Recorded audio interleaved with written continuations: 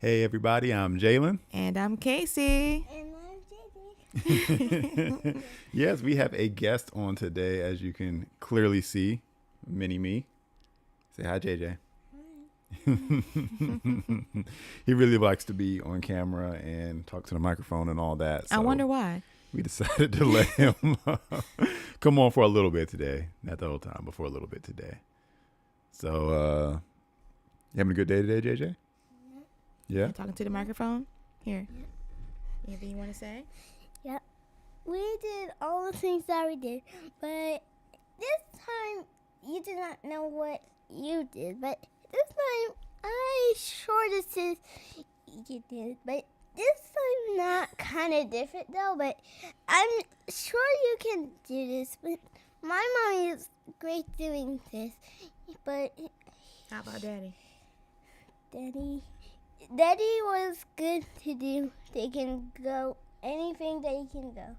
But Daddy likes going to I don't know today. But not if I ever go to the carnival with Daddy, I sure when I did it. But not kind of different though. But my mommy is good is good of doing racing though, like did you know I'm that's good at kind of racing. Yeah, but mommy was good at racing. But if Mm-hmm. mommy raced, he had to go all the way to the finish line. You see, You talking about Mario Kart? yeah, like just like Mario Kart. Oh, yeah. I like was on really good. I Switch, too. won most of those games. You're right.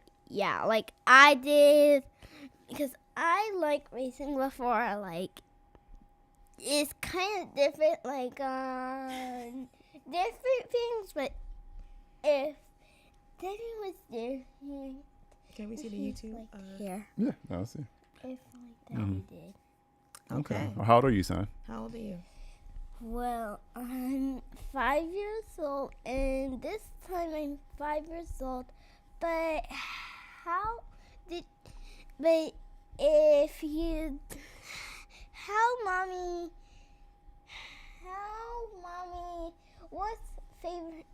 what's mommy's favorite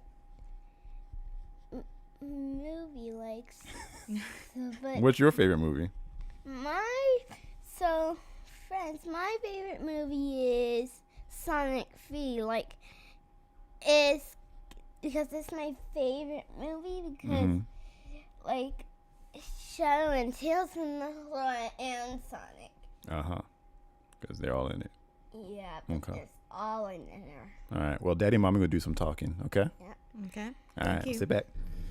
All right. Well, welcome everybody to Friday, the final day of Tenathon. Tenathon. That's right. It's been real, y'all. Yeah, it's been a lot of fun. A lot of we've learned interaction. a lot of stuff too. That too. Yep. That too. We are live streaming today, both on YouTube and Facebook. And of course, we got our special guest, JJ, today. Today's a little special, kind of just celebrating the end of Tenathon and also to answer your questions. So we are going to spend the bulk of the 2 hours today answering questions from you, our family friends. You know what I forgot to do? I said I wanted to do like a couples questions game, and I forgot to look up one for us to do. I remember that. Okay. No, I just said it to myself. I Oh. didn't tell you about it. Fair enough. Okay. I may have to find something though. I think Okay. that'd be fun. Okay, well, if you can find something. Well, I'm going to use this time to go over what Tenathon is all about and what we're doing. So you should know by now if you've been here before, but Tenathon is us going after, say, excuse me, JJ. I said, do not burp on live. What'd you do? On Tenathon, we're here for 10,000 subscribers, 10 channel members, and 10,000 views this week. That is what we are after. We're at 8,300 and some, like 350, maybe something like that, on subscribers. So we want 10,000 subscribers. We're doing giveaways this week. And yes, we have a giveaway today. We're doing a package today of almost everything that we gave away this week all in one. So if you enter for that, you have a chance to win that. So be sure to stick around for when we drop the link for that giveaway on Facebook. You can access it already. Yes, we will take a lot. We have not done any live viewer calls at all this week, but we still can if you sign up for the second tier channel membership. And here's what I mean by that. These are the channel memberships that we're offering: level 1, level 2, and level 3. and the prices may vary depending on what your country is and what device you are using. But on level 1, you get access to emojis and badges, and whenever you leave a chat on any of our videos, including our live streams, it will show up as if it's a super chat. So you don't have to, buy those individually. Super Family Friend, second level, you get access to our Discord server where we're going to build a marriage, relationships, and singles community. And in there, you will have access to where we do the phone calls. So we'll take phone calls live on the air because we're going to continue to stream after today. So that would be cool if you are interested in talking to us live on the air. And then finally, Marriage U subscriber, that's where all our premium content lives. Some of the stuff we're going to give away today, but things like HGAT Marriage Survivalist Guide, God Make Me a Wife, virtual live events, all that good stuff. So we're updating that stuff on a regular basis. So that is what you get if you become a channel member. All right. So that's what we are working on this week. And here at the end of the week. So thank you to everyone who's tuned in. You know the drill. If you are watching, don't just lurk, like the stream, leave a comment, share it with somebody you love. Or somebody that, just you feel like needs some help. But also just thank you and let us know where you're watching from. Was I looking down the whole time? You were. Oh, man. My bad, y'all. Well, you said you were looking for the games. But yeah, so I just wanted to say, let us know where you're watching from, country, city. What time is it? It's cool sometimes. Like for us, it's 10 a.m. But for other people, it's like 8 o'clock at night. And that's cool when you guys tune in like that, wherever you're at. So yeah, I do kind of want to just interject that we will be back next week. We decided that we are going to do live streams as a regular norm here over at Jaylen Casey, and I do believe we said that Monday, Wednesdays, and Fridays will be our streaming days. We'll announce the times that we will be going live, but so you can just expect us to be here because that's just what we've decided we need to do now. Yeah. We're gonna be live. It's gonna be fun because we're growing this channel. And we have a lot of goals for 2026. And one of those things is to expand and to grow and to reach more people with the gospel of marriage and relationship, whether you're single, dating, engaged, or about to walk down the aisle. We have something for you because this is what God has told us to do. And we're excited about it. And I think even this year, we're going to start walking into talking about parenting. We got almost 6 years under our belt now, first time parents, all the things, how to raise your children, especially in this culture that we're living in. So we just want to touch everything about marriage and family. So I think we may add some of that this year. So if you're interested in that, let us know in the comments. And Michaela says, hi, JJ. Say hi. Thanks, Michaela, for tuning in all week with us. So that's what we're gonna do. So see you should expect to see us Monday. We'll let you know, guys know the time and all that, but just get used to seeing us several times a week. May not be that every time, but generally I think we'll try to do giveaways and things like that and prizes and all kinds of different stuff. It's gonna be fun. If you have questions, go ahead and drop those questions in the comments. Yes, we're answering questions today. We are answering questions. No questions off the table. We'll answer them if we want to, and we won't answer them if we don't want to. So all right.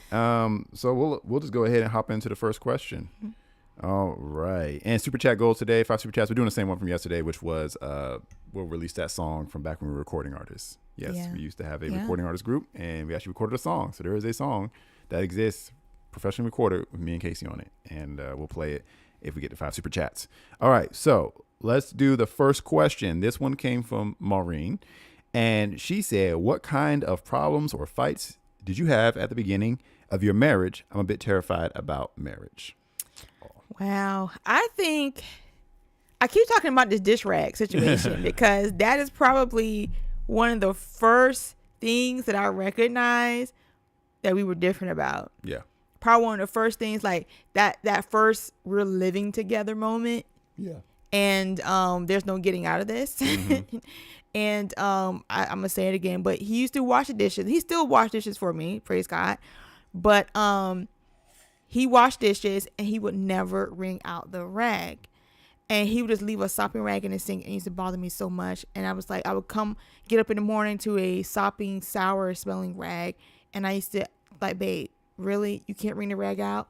So that probably was the first tit for tat. I wouldn't even call it like an argument.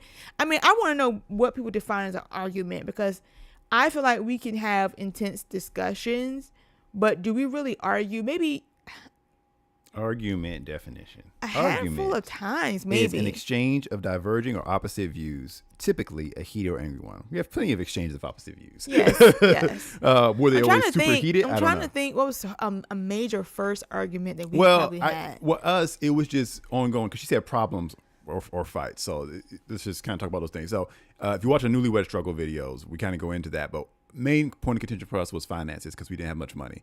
So there was always something, regarding that. But we really argue about money, though? Well, no. She said problems, fights, or things like that. So Okay. I'm just tackling the contention, points of contention. Because I don't think for her, she's saying that she's terrified of marriage. So I don't think it's a big deal to focus in on what was every little argument. Matter of fact, she didn't even say the word argument. She said, what kinds of problems or Okay. fights did you have Okay. to be in your marriage? So problems was finances. And that caused a lot of tension. And It that did. to me is bigger than argument sometimes. I mean, there are some people who you come from, we talked about this like family culture, but you come from a family that they just argue all the time, they disagree, and that's like your banter. Like that's Yeah. just it, and it's not a big deal. And that's just the way y'all are. And cool, no one judges you for that. But a lot of times the real danger of marriage is just the tension. Yeah. Because there's a problem, there's something bubbling underneath the surface that you're unhappy about. And some people are avoidant. They don't argue, but that doesn't mean it's not a problem. Yeah. There is a problem. They're just not talking about it. And there are things that we didn't always discuss out loud because of our sensitivities and things like that. But we had those issues when it came to finances because we weren't having enough and we had disagreements on how to fix it. I wanted to do like the super tight budgeting programs that I don't think you were against the idea of like trying to get out of debt and all that kind of stuff, but you knew how extreme I could be. I was against the methods because you were a very extreme person. Yeah. I would say, and it goes back to our communication we were talking about earlier this week. We didn't know how we process tension or disagreements because you're the kind of person who you want to talk about it until you feel satisfied.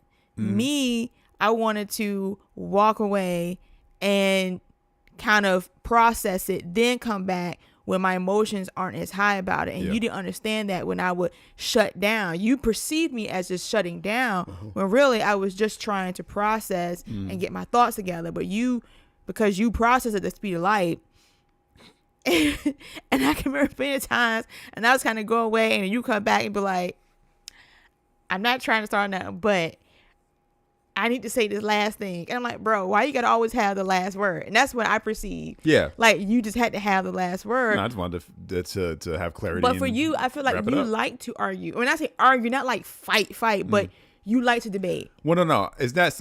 And again, whole perception thing. It wasn't that I like to debate. It's that I like to get to the solution of the issue. I don't like leaving stuff undone and unfinished because I felt like that would leave and I really dislike misperception. I don't want to misperceive you, but especially in that immature time in an early marriage, I didn't want you misperceiving me.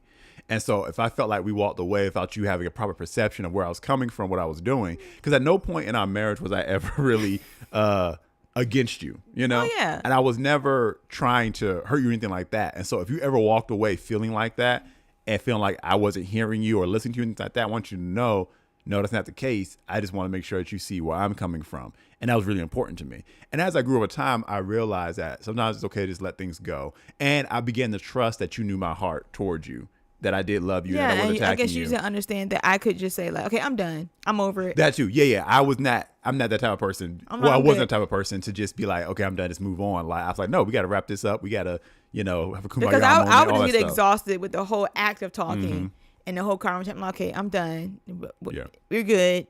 I'm over it. Move on to the next thing. That's just Yeah. kind of how I've been. But we've grown past that, and now we understand how we process and talk and things like that. So there are times when I have to give space to you needing to kind of get it all out right then and there. You give me space to kind of process. I think you kind of process more now than you used to. But a lot of my processing happens due to talking of it. Even if I have to talk it out in my head. Yeah. But a lot of times the processing is I realize the revelations of the thing, even about myself, as it's talked about, like, wait a minute, no, actually it's this, it's that. And so I do a lot of talking, but you don't like necessarily to use a lot of words, or you feel like I'm talking too much. It's just like, just stop, leave it alone. Sometimes. So that's where we Because I'm differ. like, Casey had left the building. Yeah, exactly. You start zoning out. I'm so zoning out. our biggest issues were our perspectives, our perceptions, and our communication. We had a whole episode of communication earlier this week. So that was where our problems came from. Once we began to decipher each other's communication styles and began to kind of compromise and meet each other in the middle on our communication styles and build a new communication style, that began to clear up a lot of the problems. But to answer her question, I don't know if we did or not, because we're just teaching lessons at this point. But the fear of not being able to resolve issues or arguments, or you're trying to prepare yourself for what could happen, don't do that, because you're going to find all the reasons in the world to not get married. Yeah. If you're trying to see, okay, can I handle this? Can I handle this? Just learn how to communicate. You can do that now with your relationships, your friends, your family. And especially if you're entering into a relationship with someone, dating them, practice these things now, how to communicate. Lay down and say, hey, this is how I want us to communicate.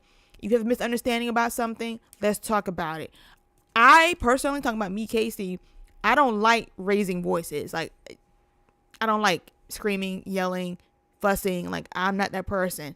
If we get to the point where we're pointing fingers and fussing, I'm out. Yeah. I don't like it. It's not a comfortable situation for me. And but we did have one. That was a super chat goal. They ain't Yeah. do it, so we don't talk about it. Yeah. Yeah, that's right. I can't tell y'all that one. But one thing I want to say, because you said being terrified of marriage, what'll happen is you'll try to, because we did this when we realized what our age gap was and we were about to get married. You try to look up who has done it successfully to see if I could be successful. And every time someone would break up, we'd be like, oh man, like now it's like this is a chance that it's not going to work. But here's the thing: what I would encourage you to do. Yes, we love that you follow us, watch us, all that kind of stuff, glean from us. But don't try to figure out whether or not you have your chance of success based on everybody else, because what'll happen, because what you're basically thinking and saying is, if other people have had these problems and then I go into marriage and have these problems, but someone that's had these problems succeeded, then that means that, okay, it's not a big deal. But if I have a problem that I've never heard of before, then that means I made the wrong decision. And that was what happened with us, because we got married and we did everything right. We did it the biblical way. We got married. It felt like as much as we knew how to do to get it right. And yet we had a lot of issues over the course of our marriage. We have had financial issues. We have had trust issues. We have had sexual intimacy issues. We've had body image issues. We've had health issues. We've had, like I said, communication issues, all that stuff. We have had, issues. We said what? Human issues. But I'm saying, so, but we didn't think that a lot of issues that we would have because we thought, okay, we're Christians raised in similar, church environment, belief system, all that stuff. And yet we still had all these issues. So, don't judge the success of your marriage by the problems you're having. You do the principles of marriage, you can resolve any issue, any problem, no matter what it is. So if I can give you some hope here is that, you could get married tomorrow and all hell feels like it breaks loose. Like everything can feel like it's going wrong. Like it did with us. We talked about that in our communication lesson. Yeah. Having rules of engagement. Yep. And that really does help. If you can go back to the chat. And but I think that is how you're supposed to resolve that, is have rules of engagement in your conversations, and you follow it. And if you're two honest people, you follow it, and it may not always feel comfortable, but follow the rules that you set. We're not going to fuss and yell at one another. And if we need time to gather ourselves, that's what we're going to give ourselves, time to gather ourselves and come back with clear minds. And that, but we're not going to yell, we're not going to fuss and fight, we're not going to throw things, we're not going to do all this, we're not going to, that's not how we're going to argue. And I think we said that, before we got married, those were our rules of engagement. No, talk to me and just give me my time. And then we learned over time, and now we're coming up on 10 years of marriage, and I think that we've pretty much perfected how we communicate with one another in that regard. Yeah, and then you make adjustments too, because sometimes you be like, I don't like the way we handle that. Let's do this differently. So always be ready to adjust. But I would say don't try to problem shop. Going on looking at marriage influencers or teachers trying to figure out, okay, if I have these problems, then I'm safe. But if I have this problem, then you can overcome anything, just like we did. Yep. Shout out to Stellar from Kenya. What time is it where you're at? Hey, I would love to know that, Stellar. From Kenya. Thanks for tuning in to the live stream. Hey, Super King Zell. That wave hand thing is cool. Where did that come from? Did you pay for that? Yes, that's interesting. But thanks to everybody being in the chat. Today's Q&A, so drop any question. And what are you doing, son? What are you doing? What is this thing? You bored? You got anything else you want to say? Yeah. What? Like, how did you notice? It's not kind of different, but usually Did you know that's awesome? Can I ask you a question? Sure. How do you handle conflict? Well, when I handle conflict, I love things that I handle conflict. But when I make handles, like handles are good for handles. Handles are good for handles. Yeah, to hold on to the handles. Okay. That makes sense. So you hold on to the handles to handle conflict. Yeah, That's kind of deep. Son. that's how you hold on handles. Okay. Okay, That's good. That's good. That's good. Stella says it is 6:21 p.m. in Kenya. Okay, that's not a bad time. Yeah. Okay, it's not too bad. So your day almost over and ours is getting started. Praise the Lord. Well, thanks for tuning in, Stella. Today's Q&A. So if you got any questions for us, Stella, leave it in the It comments. doesn't matter what the question is. You Put pretty it. sure about that? Like I said earlier, if we want to answer it, we will answer it. If we So it don't doesn't matter want what to, the question is, drop it. But it Yeah. doesn't mean that we're going to necessarily Exactly. answer it. It's too personal. now, if Okay. you super chat, Are we mandatory answering super chat questions? if you super chat, that's going to have another priority. I might be gotcha. more inclined to answer your question. Well, you don't have to do a super chat to ask a question, though. We are taking questions. We filled a lot of questions before, and we're still fielding questions now. So drop them in the chat because we're going to be up here for about 2 hours. Anyway, and if you got any questions for JJ, go ahead and drop it. He won't be You here. keep pushing back the mic, son. Sit back. He won't be here for the entire time. He'll be here for a few more minutes. If you got any questions for JJ, then make sure you ask him before he leaves. All right. Next question is from Miss Shawanda. Shawanda. She asked a question that we get asked in roundabout ways a lot, which is, how old are you guys? She said a lot of nice things first. She was like, thank you for what we do, blessings, all that good stuff. But how old are you? Well, I will say I'm definitely from the 1900s. We're both from the 1900s. I praise God for that. That's weird to say, 1900s, though. Because no one says that. I know, but I feel like I'm hearing people say that more often. That's It's more of what, a like, joke, you know. It's like with the Gen Zers or or Gen Alpha, oh, whatever, it's you're fine. you're 1900s, like, bruh. Yeah. But it is situations where when you have those questionnaires or you're filling out something online and ask you for your birthday and you got to scroll and it's like, bro, we need to do better about this. Can I just type it in? Because this scrolling that I gotta keep scrolling is getting annoying. But yes, we are 1900 babies. How old are you, my love? How old are you? I legitimately got to remember. I blanked out for a second. I have to think about it whenever I ask my age because I legitimately don't keep track of that internally. I am 32, right? Yeah, I'm 32. I hope you are. Yeah. You better be. Yeah. I'm 32. Yes, right. Yep. Right. So if you add 11 years to that, then you'll get my age. Mm-hmm. Y'all pull out them calculators. Go ahead. Because you only got 10 fingers. I used to say 10 fingers and one toe or something like that. What did I used to say? 2 hands, 1 finger. That's what you Two said. hands, one finger. Yeah. That's how I used to say. People figured it out too. They were like, I know. But you know what? It's something to be ashamed of. Like, I'm proud of how old I am. I'm proud of where we are. Time just goes by so fast. It Like, does. I really can't believe that we are about to celebrate 10 years of marriage. Like, that went by so fast. I can't even believe that my son will be 6 this year in August. Time just goes by so fast. It's not even fair sometimes. But, and apparently we're celebrating 2016. It's all over social media. Yeah, people looking back at it. Looking back 2016. Well, I guess because it's 10 years, Yeah. you know? That's the year we got married, so we should post Yeah. something about that. So we're, talking about 2016. So I posted some stuff on my beauty page about 2016. And I'm like, man, it was such a vibe. Like, I was different back then. Yeah, So, we were very different. Very different. Yeah. And it's so much we've changed in the last 10 years, including this person. He came along for the ride in these 10 years. This is kind of different. So it's. Were you singing a song? No, he was just repeating you. I'm not sure. You're not sure? Okay. My bad. Not bad, but it's kind of different. So it's. So you got my age, and you have the math to figure out Casey's age. So there you go. Y'all, I'm 43. Okay. It's not that big of a deal. All right. 43. Who said 20? 16 was a good year. Did you meet your husband in that year, Michaela? No. They hadn't met yet. Yeah.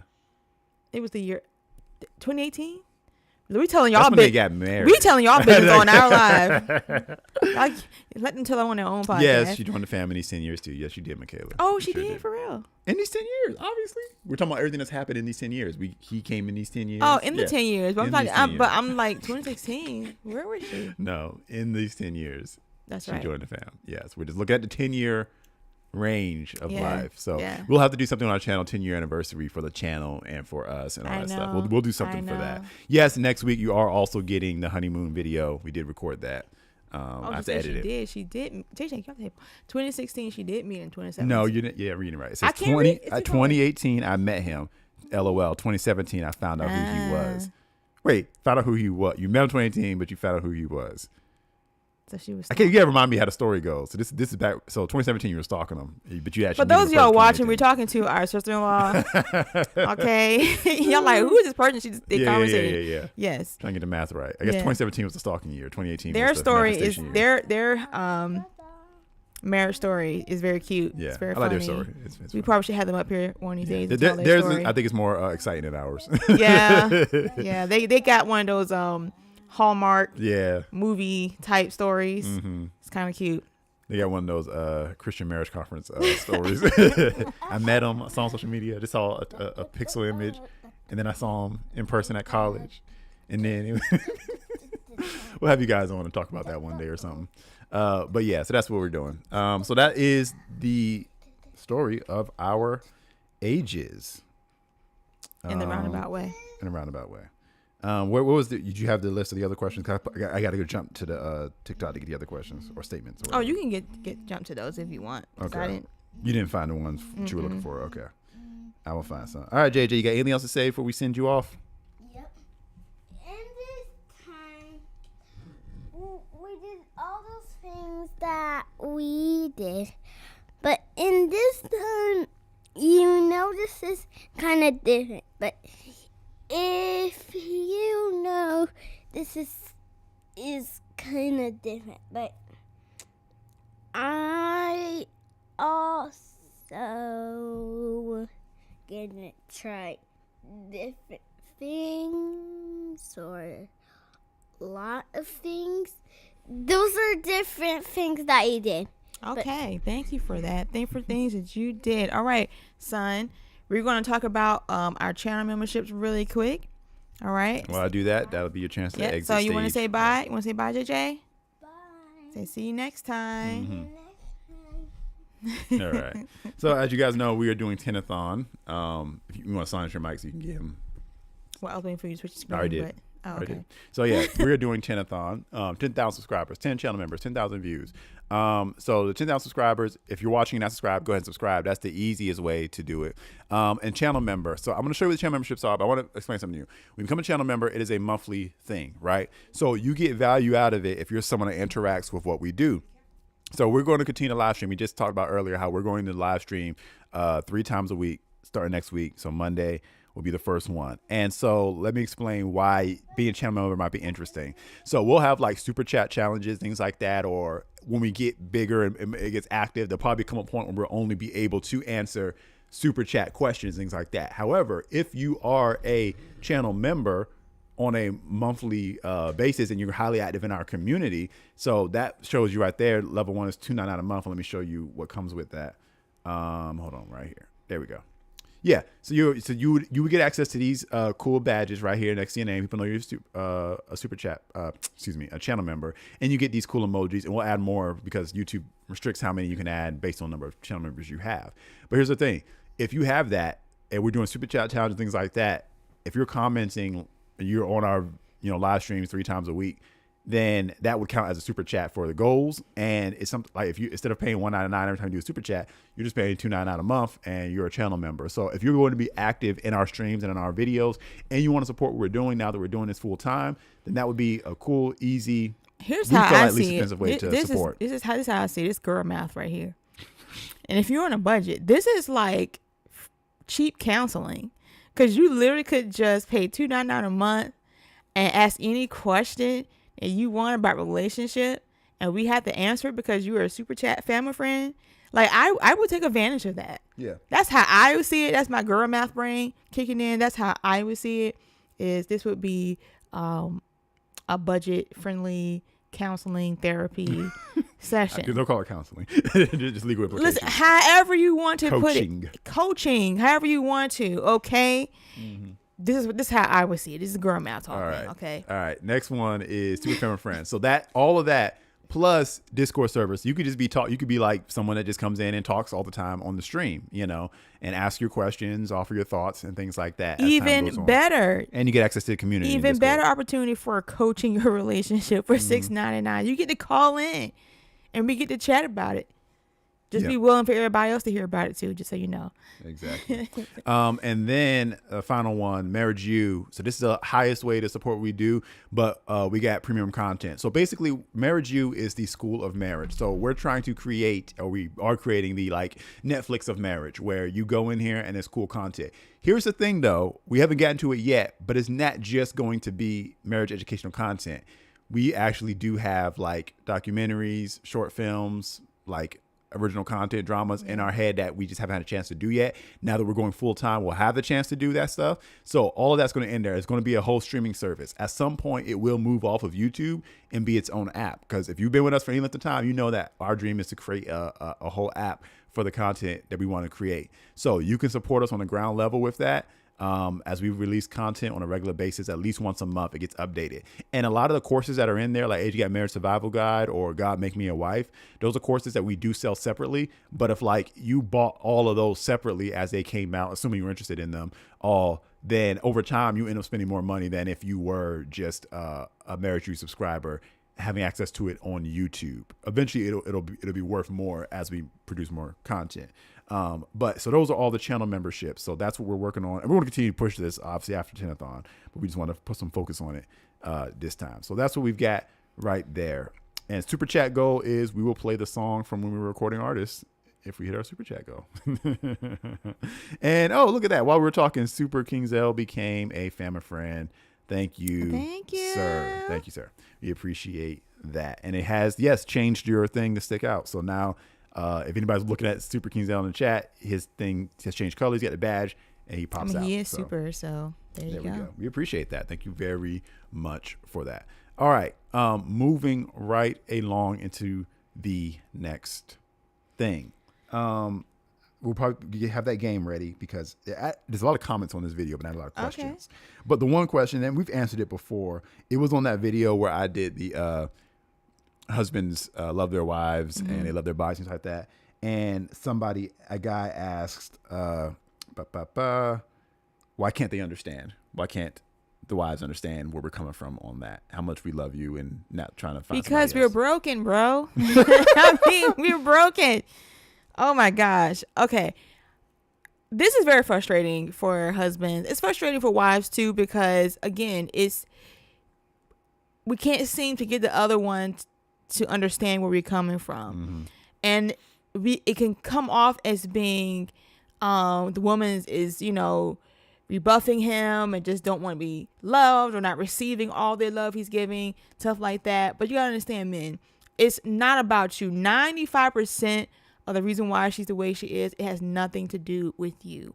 Your woman got baggage.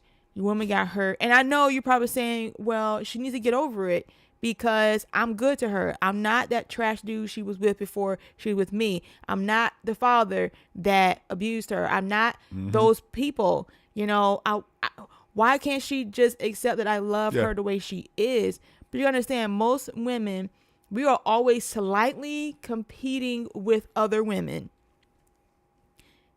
And that's just a fact. Even if we're not consciously aware that's what we're doing, but we judge ourselves based off of someone else's standard, physically, relationally, financially, career-wise, whatever. There's always somebody preaching to us that we're not good enough.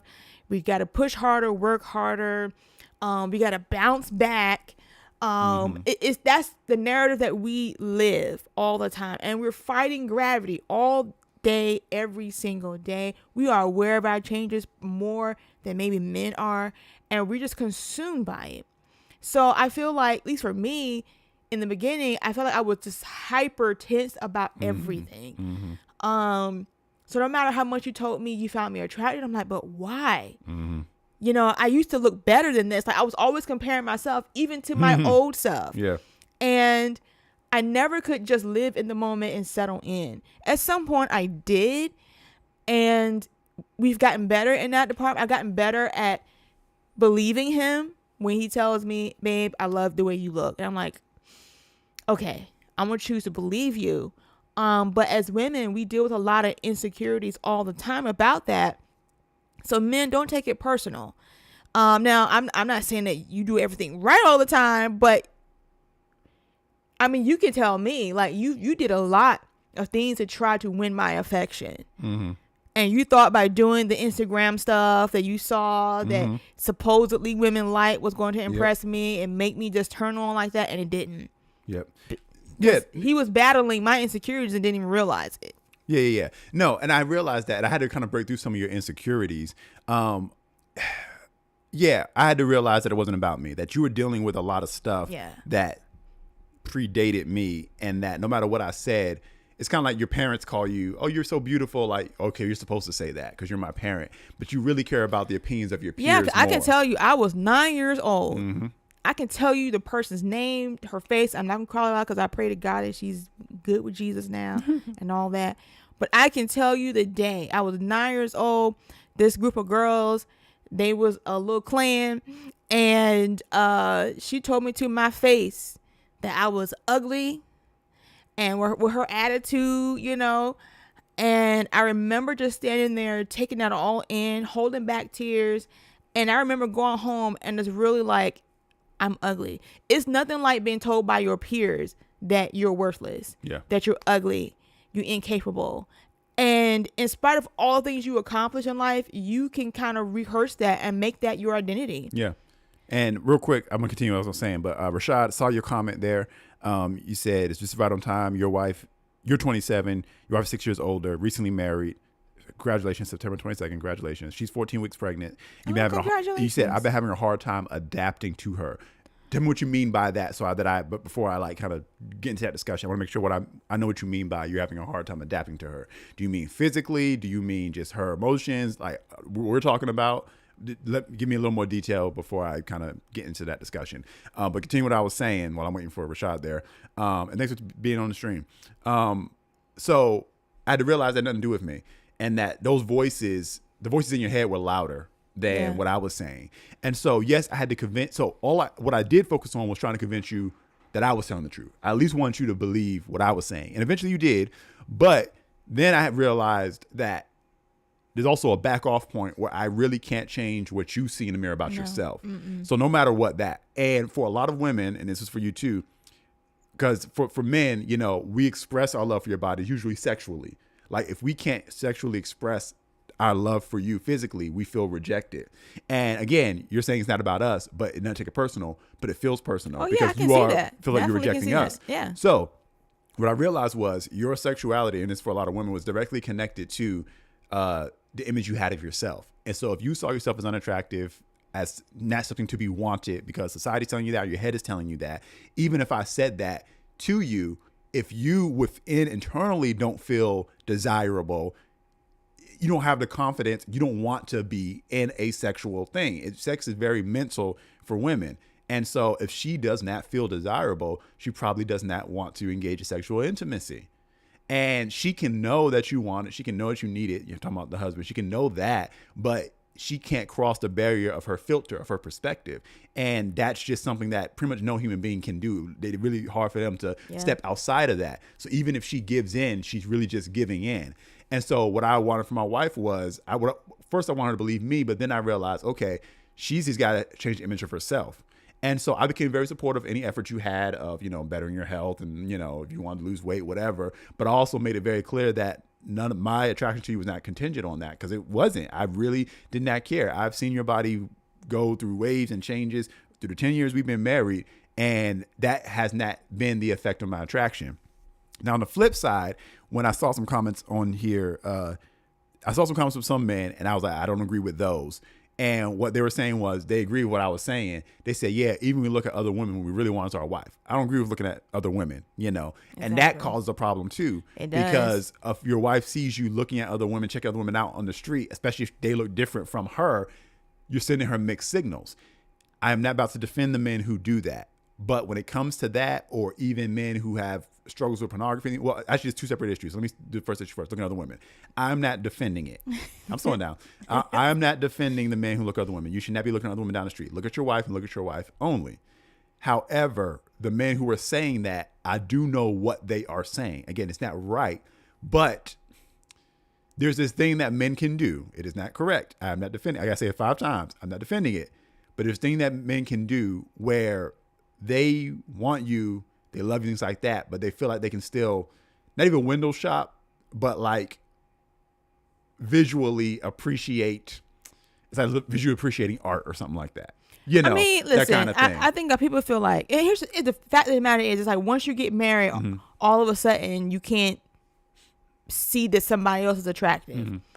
No, I don't agree with that. No, you can't see. Like, obviously, we can. I see people all the time that I visually can tell that, at least to me, are attractive people. But am I attracted to them to the degree that I want to be with them? No, I am not. I only have eyes for my husband. I love him. I'm attracted to him. He's the only one that can turn me on. But yes, I can visually see that this man is handsome or this woman is beautiful. Yeah. Like, and I can see anybody those can things. do that. But even then with men, there's still an extra step that these men were taking that you shouldn't take, which is I'm checking you out or I'm following an Instagram model and be like, well, I just like I like bodies, you know, I like women. Of course, I'm gonna follow them, things like that. And then they'll try to blame the woman, like, and because you always keep yourself away from me, then this is just my, you know, backup or whatever. If you do that, you're only increasing the insecurity. She has enough insecurity before she even met you, just from her past in society. But if you're engaging behaviors like that, then you're only increasing the security, and she's never going to believe you. At that point, not only does she have to contend with her own self-image, but she's never going to believe you if you're sending her those mixed signals. So you have to make a decision. Okay, if I'm going to win you over to at least believe me, I've got to sanctify my eyes and make a covenant that I'm not going to look at other women. When I started dating you, I made a decision that I was not going to check out other women. You know, growing up as a teenager, even though I was a Christian, it was easy to get away with that because, you know, especially no one saw you doing it, you could look at somebody. But I made a decision, no, I'm going to respect you enough to not do that. All right, then there's a second. Because I'll plug your eyes out. Yeah. And the second half is the pornography thing. And a lot of women say, well, if you, because someone commented, I think yesterday, like, well, why do husbands look at pornography? When all husbands do, but the ones that do. And here's the thing. Usually, if it's a compulsive issue, like to the point of being like an addiction and it's hard to break, it's like a cycle thing, they're trying to kick it and stuff like that. Whether you believe me or not, it has nothing to do with you as the wife. And the same way you say it has nothing to do with you, husband, why I struggle with my self-image. If he has a pornography habit, an issue, I'm not justifying it, but I'm saying it legitimately has nothing to do with you as the wife. He's not watching pornography compulsively. Now, some people just do it as a pastime. They're not addicted. They just do it. And again, it's the same thing as following Instagram models, checking out women down the street. I don't defend that. And I'm not defending it in any capacity. But I am saying, to give you some understanding, wife, if he has a compulsive issue, an addictive issue, it is not about a need to look at women's bodies you prefer. If you were able to look at his entire history of his life, of all that he has watched some ugly women, quote unquote, or pornography and things like that. He has watched some things that he himself is disgusted with. But it's a compulsive, addictive issue. It's people who shoot themselves up with drugs and don't want to do it, but they don't know how to tell their brain no because they have been flooded and their dopamine receptors are broken. That happens with pornography too. So if you have a husband who is recovering, struggling, trying to break it, relapse, all that stuff, I'm not justifying the behavior, but like a drug addict, like a food addict, like things, people can engage in destructive behaviors. And it's damaging to your perception, wife. Yes, I get why you would feel insecure because he's looking at people on pornography and like, well, they have perfect bodies. They really don't, honestly. Like pornography in the modern day, the way it has gotten, again, he's not necessarily searching out a better body than you. He is searching out a salve for whatever is broken in him. Yeah, the same and way that's you got from the something man's broken in you. perspective. But going back to, you know, why wives are not receptive to their husbands' what's the word? Advances is because she just has an insecurity that she can't get past. Yeah.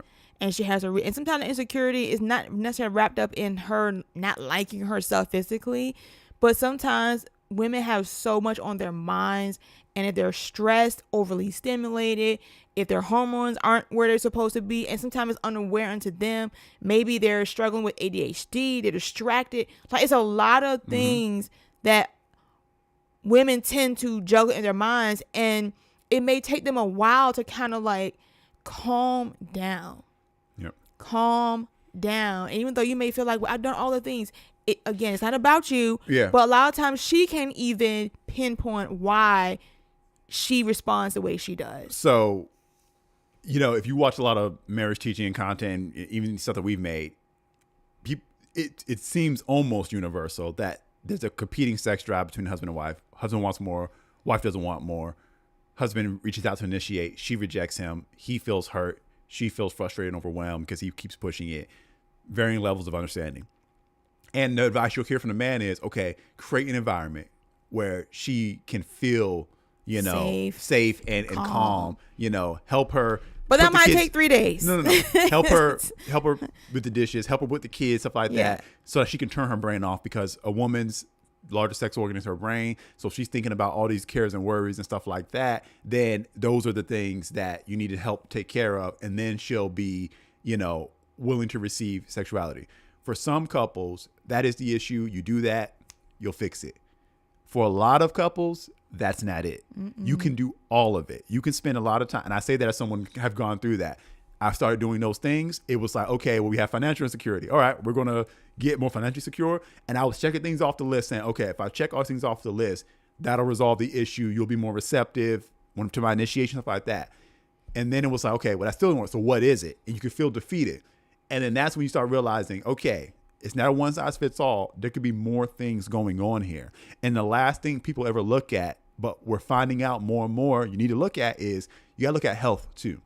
Yeah. Health plays a huge issue. And I really think that we're going to do a podcast strictly on that, because that plays a big part in married life that we don't really give a lot of credence to. And when I say health, you might be thinking, oh, like losing weight or something like that. For some women, it is that they'll feel more sexual if they that, but it's whole not. Lot of it layers. Goes into stuff you never think about. It goes into hormones. It goes into neurological issues. There are things that can go on in the human body.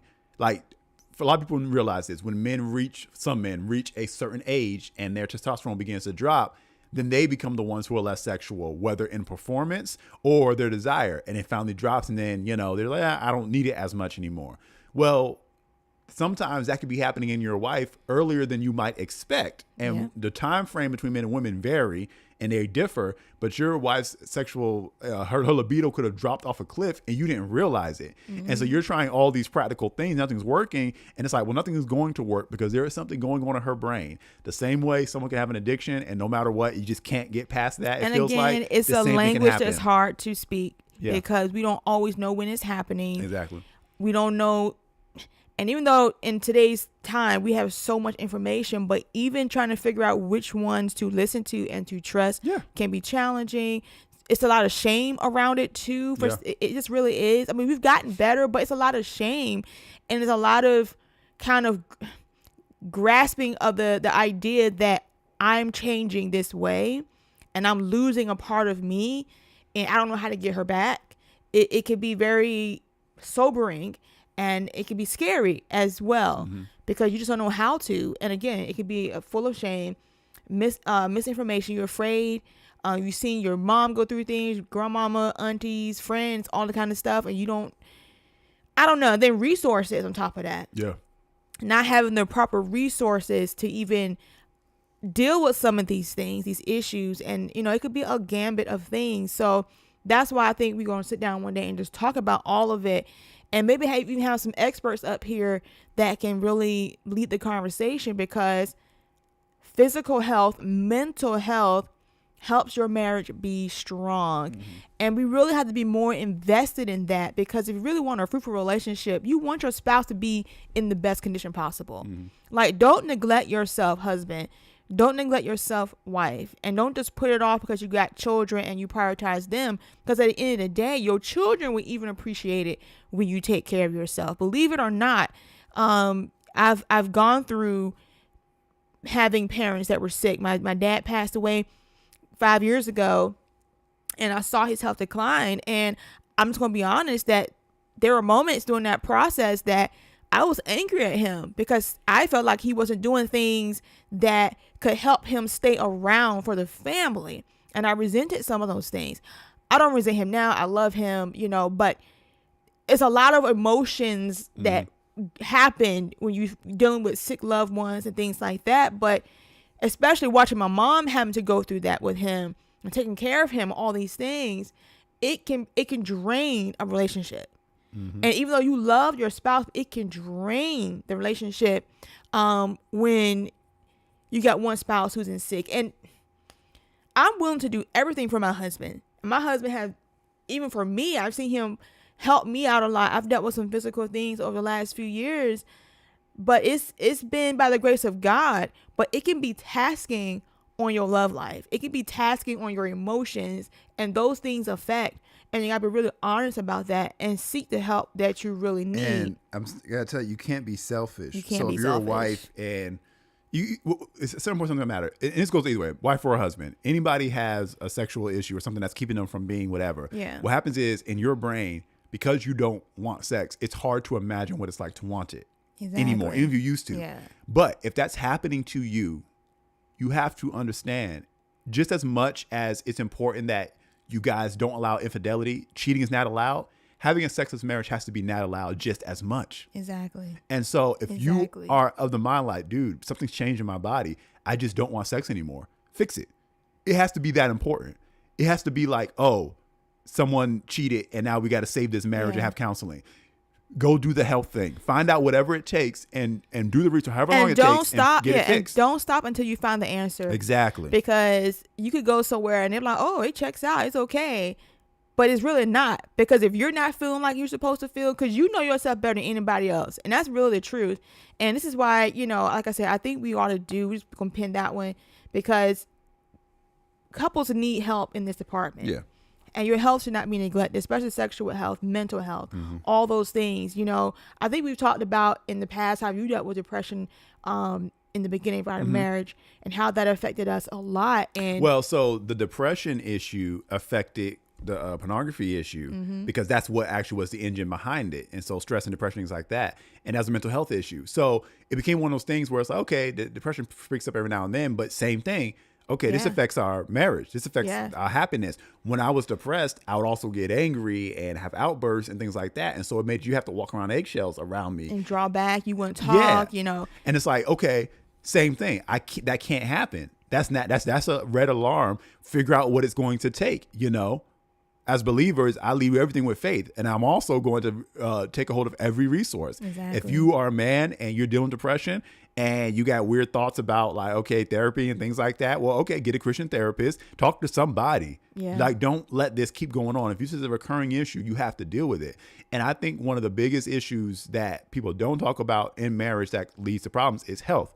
A lot of times it's mental health. Sometimes it's physical health. But whatever it is, if something is the matter, something has changed, you have to address it, because you are now going to force and condemn your spouse to living in a prison with somebody who is unhealthy.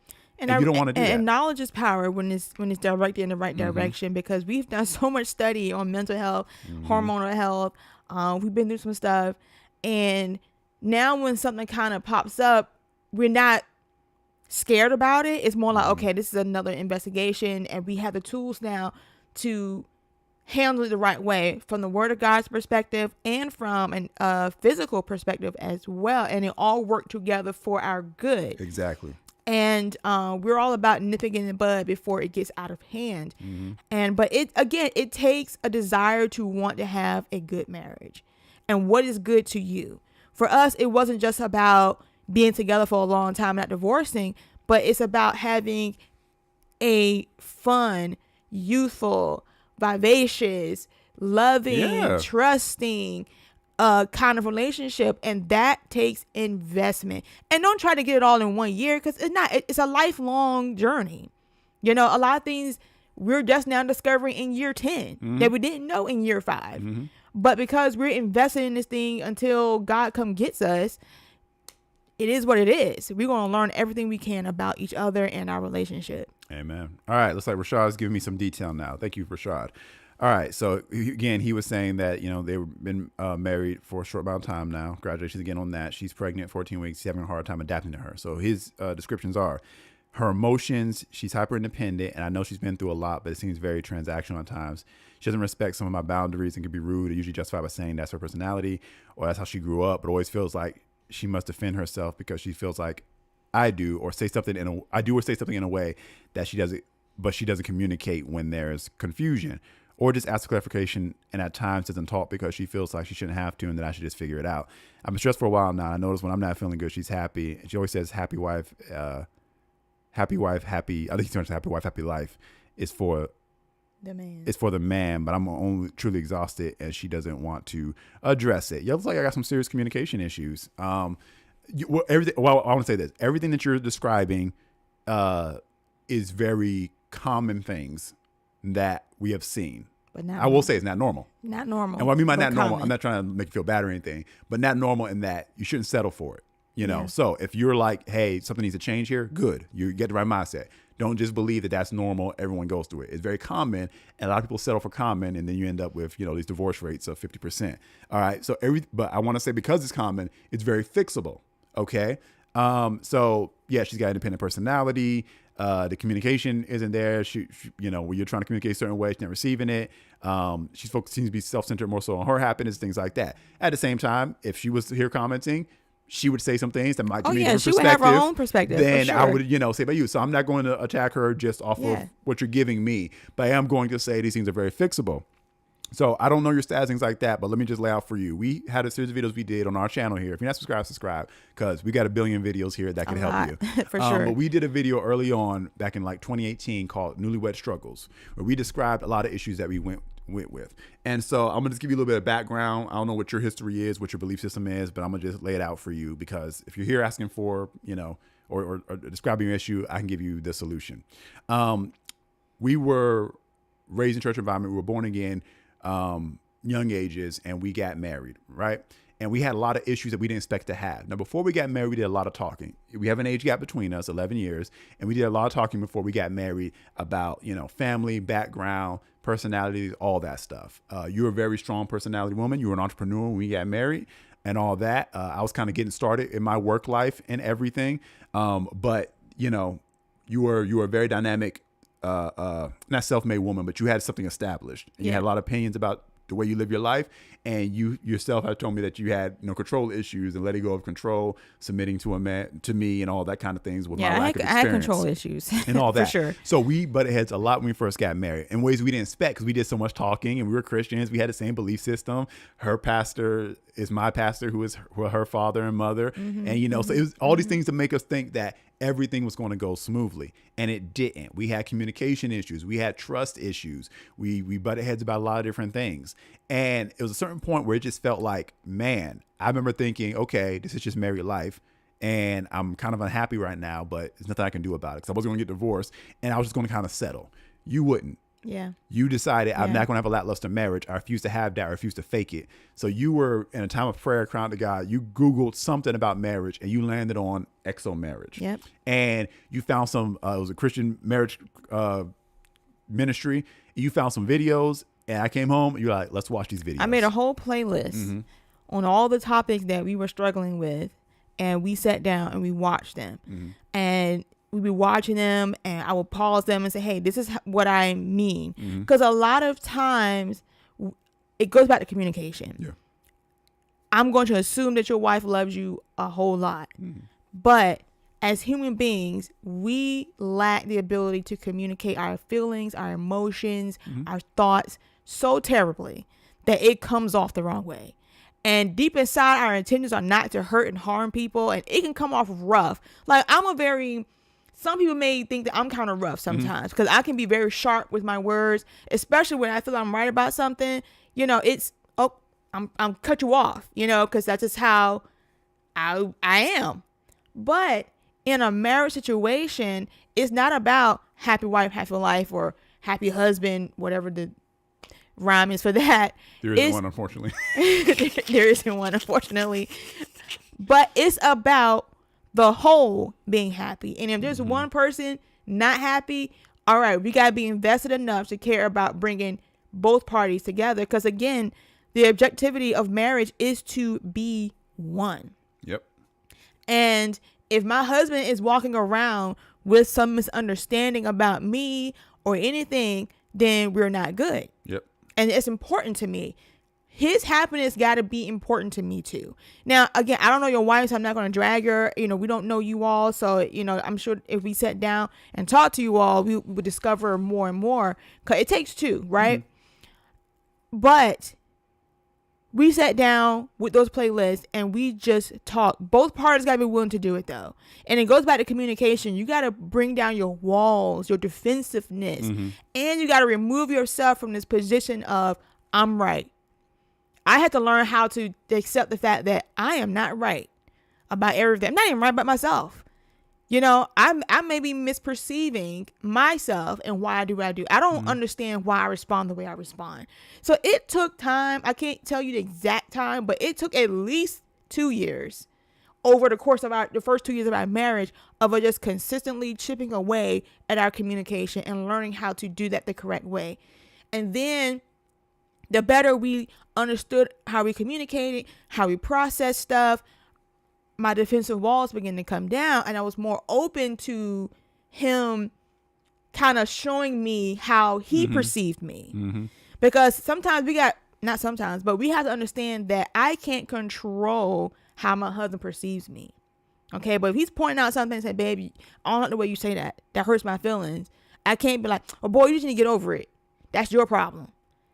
Okay, babe, that's not my intention, but tell me how that hurts you. Why does that, make you feel the way you do? And then I need to be more sensitive and say, I might need to back down how I do that until we clear up our communication and he really understands and truly understands my heart and my intentions towards him. Yeah.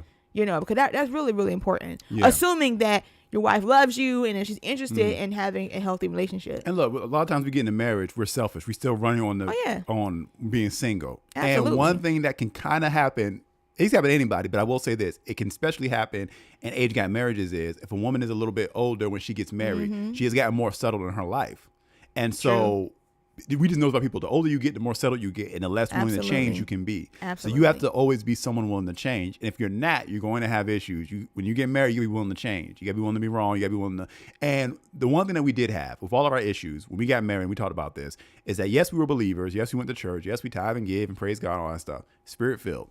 However, what we had that not every believer had was we believed that God's word would be first and final authority. Exactly. And whatever he said goes. And so no matter what our opinions were, we're always going to submit to the word of God. So when we found good biblical teaching on what marriage was, it didn't matter if it graded against our opinions and our feelings and the way that we act and stuff like that. We decided that, okay, even if the word is telling me something that I don't want to be or I don't want to do right now, I have to adapt to that. I got to renew my mind to that. And because we were willing to submit to that, that's why we were able to be changed rapidly in 2 years' time into the marriage of our dreams and continue to build it. Because we had that submission to the word above all else. Yeah.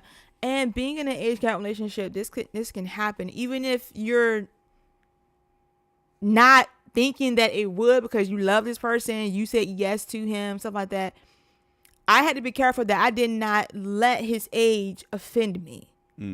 I had to make sure that I didn't let his age make me look at him and determine that his decisions he's making is because he's younger. Exactly. Yep.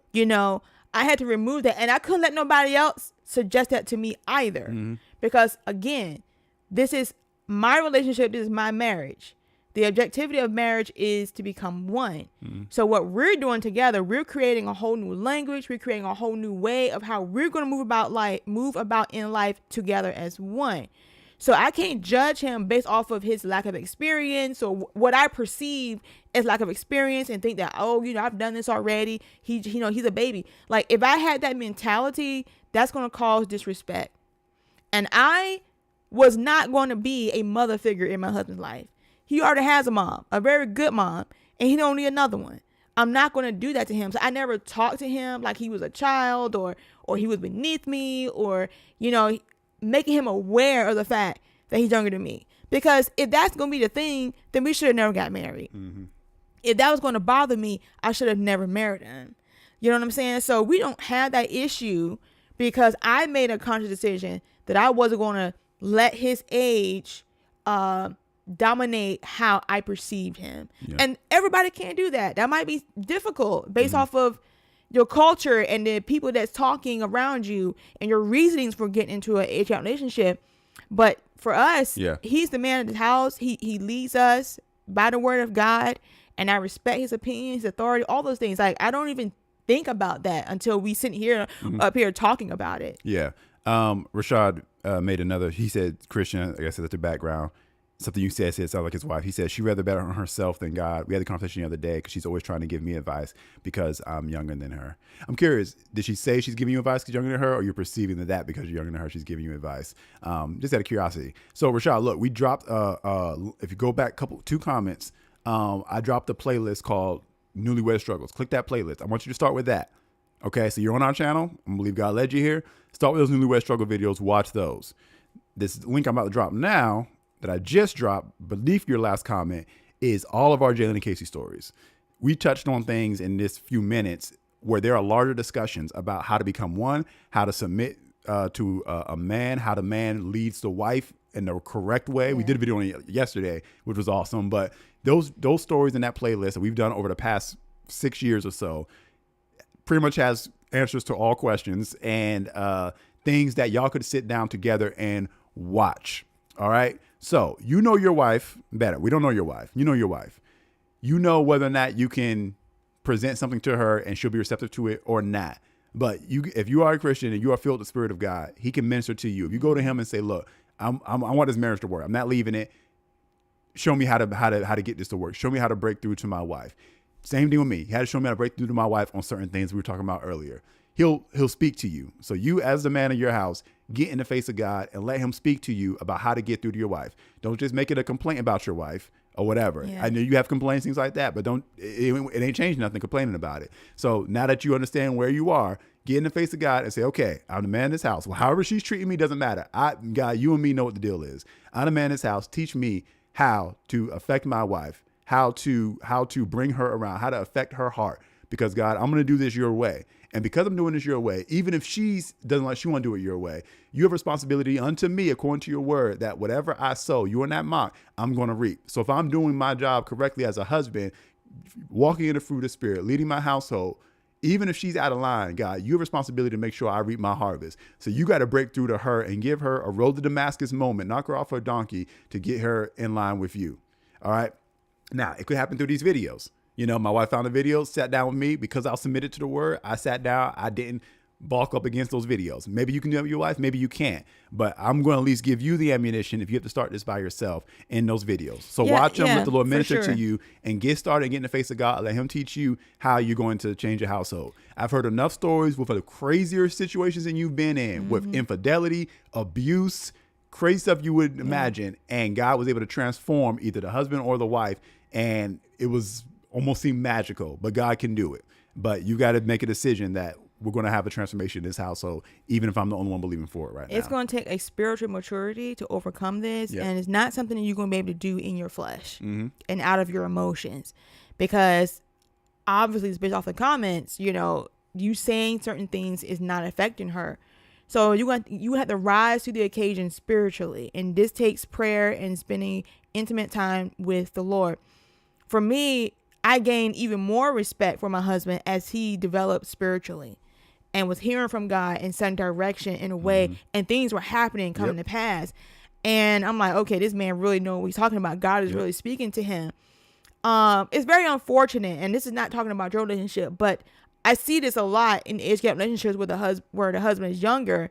It's unfortunate that women marry men that's younger and have this problem because it's like, again, why? Because if you cannot be equals in the relationship, then the relationship is not going to work out. Like, it's not a good environment. Don't do it. Again, when I decided to marry him, I could not come into this thinking that I'm going to grow him up. Like, if I thought he was deficient before we got married, then he could be deficient all by himself. Like, I didn't need that. But I think a lot of times because we don't see ourselves and our deficiencies. So I had to focus on mine before I can try to help my husband with his. Yeah. Because the unfortunate thing, but the scary part about marriage is you can't change anybody. You cannot. You can't force them to change. And that's why when you say I do, you gotta be sure before you say I do, because you got to realize, what if they never change beyond who they are right now? Now, God can change them, and you can play a role in creating an environment where God can pierce their heart. The heart of kings, the hand of the Lord. He has changed people's hearts bigger and badder than your wife and bigger and badder than you. You know, Nebuchadnezzar had a certain mindset. God spoke through Daniel, had that man crawl on his knees thinking he was cattle. And then when he came back into his right mind, he was worshiping Jehovah God. God has worked with people harder than you and your wife. So one thing is you got to have faith and believe that this can transform. So you got to get out of that mindset up to kind of the defeatist mentality of like, man, this is just a mess. Yeah. You can transform. He transformed us. We had ourselves a mess. We've heard of stories of people with mess more than us. It's easily doable. In 2 years, it was vastly different. Yeah, and I'm pretty sure she's probably not even aware. And though you say, well, I've said it, but just because you said it don't mean she's aware. We did a video a couple of days ago about communication. And when we say not aware, you'd be like, of course they're aware. No. People have these filters where they don't see themselves. 90% of people in this world do not see themselves. They are not aware of how they're coming off to people because we just see through our own hurts, our own traumas, our own experiences and everything. And we judge everybody else based on our previous experiences.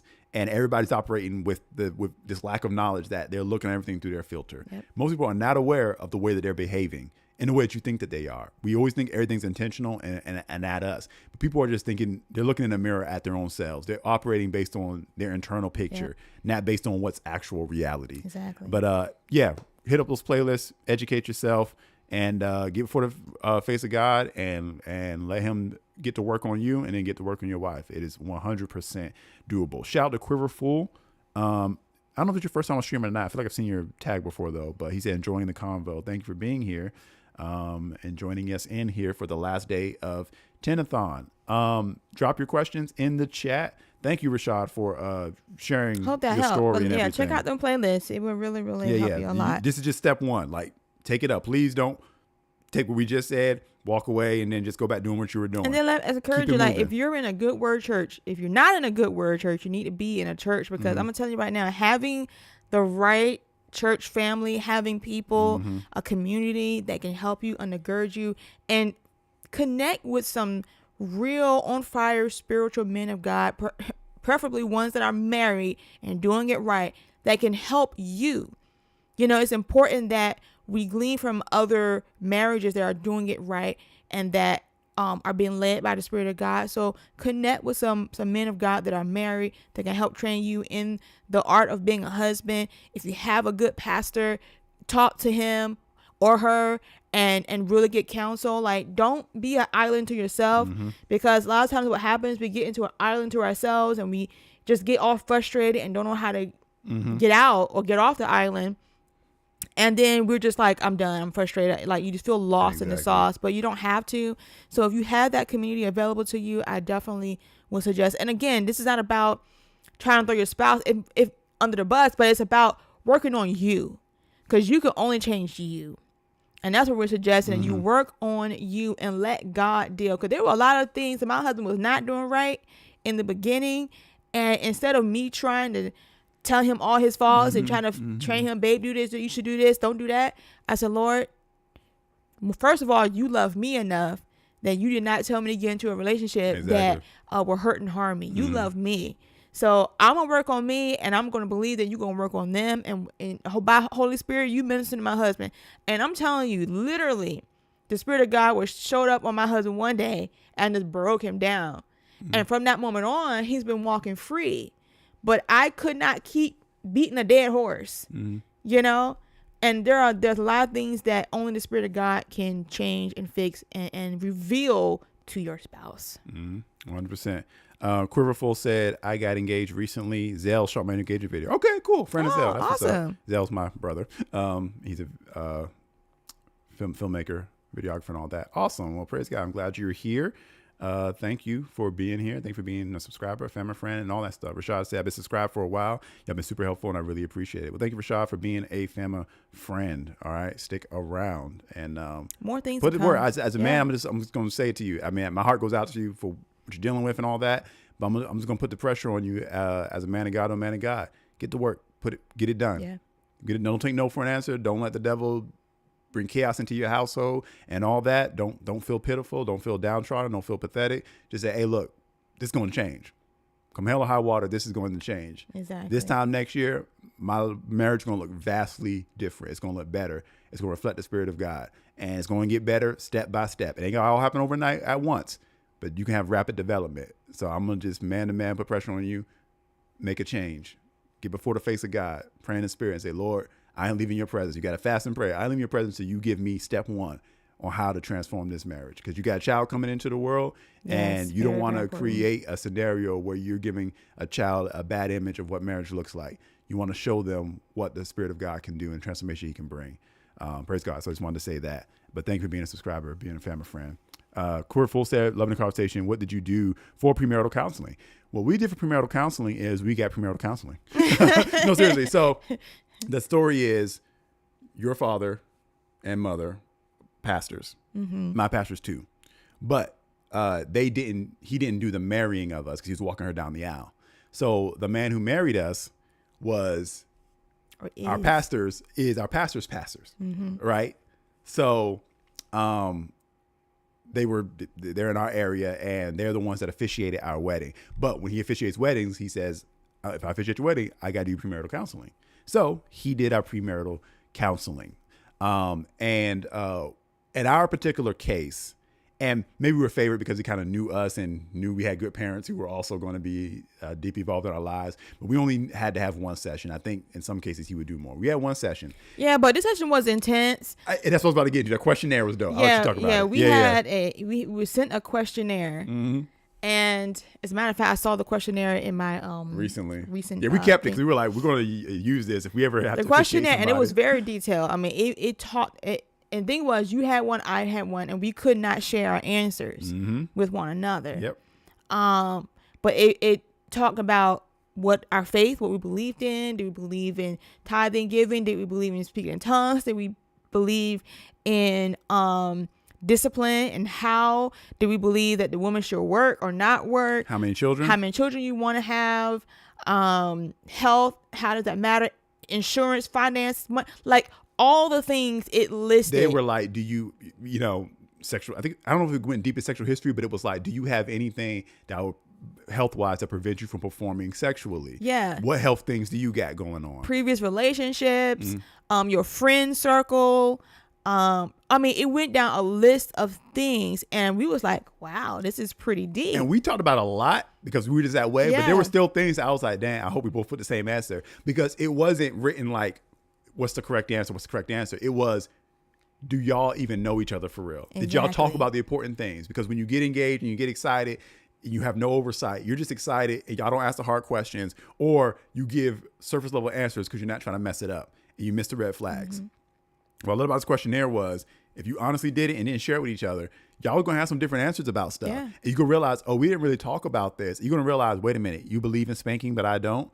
Well, that's the way I was raised. Well, I didn't like that. I don't want, and it's like, okay, wow, we might want to talk about this before we get married, you know? And again, it's the kind of stuff that we kind of brush under the rug and just say, well, we'll work it out as things happen. No, it will come up. Yep. Okay. You may not work it out. You may not work it out. Don't just push stuff under the rug. But what we believe now, as far as marriage counseling, get it as soon as possible. Don't wait until it's 2 days before your wedding. Let's talk for the pastor. No, you need to be talking now with Christian counselors about your marriage, your plans, your life goals. Create a template now. Create the foundation now. We talked about earlier about rules of engagement.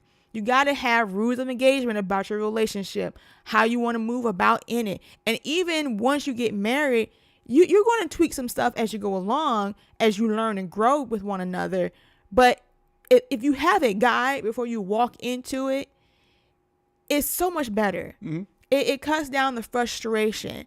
Again, watching stuff, our content is really, really great. I know we read some books and things like that prior to getting married. But we had really good parents too that counseled us as well and helped guide us. But it's good to have someone that's not, that's objective. Yeah. Have someone that's objective to both of you. Because again, when emotions get involved, feelings get involved, and you get invested into a relationship, it's hard to let go. It's hard to say no. It's hard to see the things you need to see. And here's the big question that I always ask people that we've talked to, because we've sat down and talked with couples, and we asked them, I said, look, after we've had this conversation, if there are red flags that say you shouldn't be in this relationship, are you willing to walk away? Some people ain't. Some people are not, especially if you already got a date set for the wedding and you planning and you don't put deposits down many times. And I'm telling you, a lot of people are not willing to walk away. Yeah. So that's why I think it's very helpful when you and your, in a lot of cases not this way, but it's helpful when you and your spouse have or the person engaged to you have the same pastor. Yeah. They got the same church, because that person can probably marry you, and they can do the premarital counseling, and they're objective because they know you both. Yeah. So y'all may be excited and doe-eyes at each other, but they know, because they've already been pastoring both of you, and hopefully y'all have been submitted and sharing your life, that they know, okay, I know y'all personalities and what y'all issues might be or might not be, what y'all need to be honest about, and all that. So you got to have some kind of oversight to be objective. And that's not everyone's situation. Sometimes people come from different areas like that. I'm saying, but that's one of the good reasons. But as far as you know, if y'all have got a church, hopefully y'all going to the same church, or will start going to the same church. Whoever that pastor is that's going to officiate it, use them for your premarital counseling. Go to them. If they haven't initiated it, go to them and initiate it. And if you're not doing it that way, maybe you're just going justice of peace, which is, fine and everything. Y'all should find yourselves a good church environment and get some that root there, because you're going to need that for your marriage anyway. And definitely, once you get married, I would say stay under tutelage all the time. Yeah. Especially that first 2 years. Have marriage counseling. Talk about things. Sometimes, again, because you're new at marriage, you have to learn the language of marriage. Yes. And having someone that's walked this road and have experience is very, very helpful in that. We also, you already apparently had engaged already. So you're quite invested in this relationship, but we also believe in pre-relationship counseling, because if you enter a relationship the right way, it will alleviate a lot of the stress and the toil and the drama that can come along with that. But yeah, definitely start now. I don't know when you plan on getting married, but talk about the hard things. Don't leave anything off the table, and be truly honest in this stage of your life, so there won't be no surprises. Like we talked about, one of the biggest things was expectations in our relationship. What do you expect from me as your wife or your husband? Even right down to domestic things. We talked about all of it, because it matters, because you'll be surprised just how different your viewpoints are about everything. Exactly. And that's the thing, because here's the thing, no matter what you do, premarital counseling, watch all the Jalen Casey videos, you're going to get married and still be like, well, dang. I know. Like, it was funny. I had this thing where maybe it was when we were engaged or something like that, but I was like, aren't you the pastor's daughter? Why you got so much problems? Like, I was like, were we raised like in the same environment? Like, what in the world? Like, why are you so vastly different from me? But that's marriage. Like, you can't, it's crazy. I say this all the time. If you got a sibling, chances are you and your sibling got very different viewpoints of the world. So if that can happen in the same household, it's definitely going to happen with whoever your spouse is. Let's take a moment here, go back over. We do have our super chat goal. All right. If you click it, I think it's pinned. But for 5 super chats, we'll play for you guys the song that we recorded as recording artists some time ago. I'm going to find this video. We did a song. We had a group. It was me, Casey, and my brother Denzel. And me and my brother were rappers. She was a singer. We went around. We did concerts, stuff like that. It was a legitimate thing. And we recorded songs. And we recorded a song that was just me and Casey on called Change. I actually still enjoy the song to this day. We will play it here live on the air if we hit our super chat goal, 5 super chats. Since Super King Zell did become a family friend, I'll count that as 1. But anybody else, 4 super chats left, and we will play that song for you guys. It'll be fun. You can hear. I'm going to find this. Yeah, it was a music video too. She's trying to find a music video. If we find it, we'll play that. But at least we'll play the song if we had our super chat go. We are on the last day of Tenathon. I've got the graphic up now. This is what we are after today. 10,000 subscribers, 10 channel members, 1,000 views. So we've been doing YouTube since 2018 at least. I think that's when we uploaded our first videos and started doing Jalen Casey stories.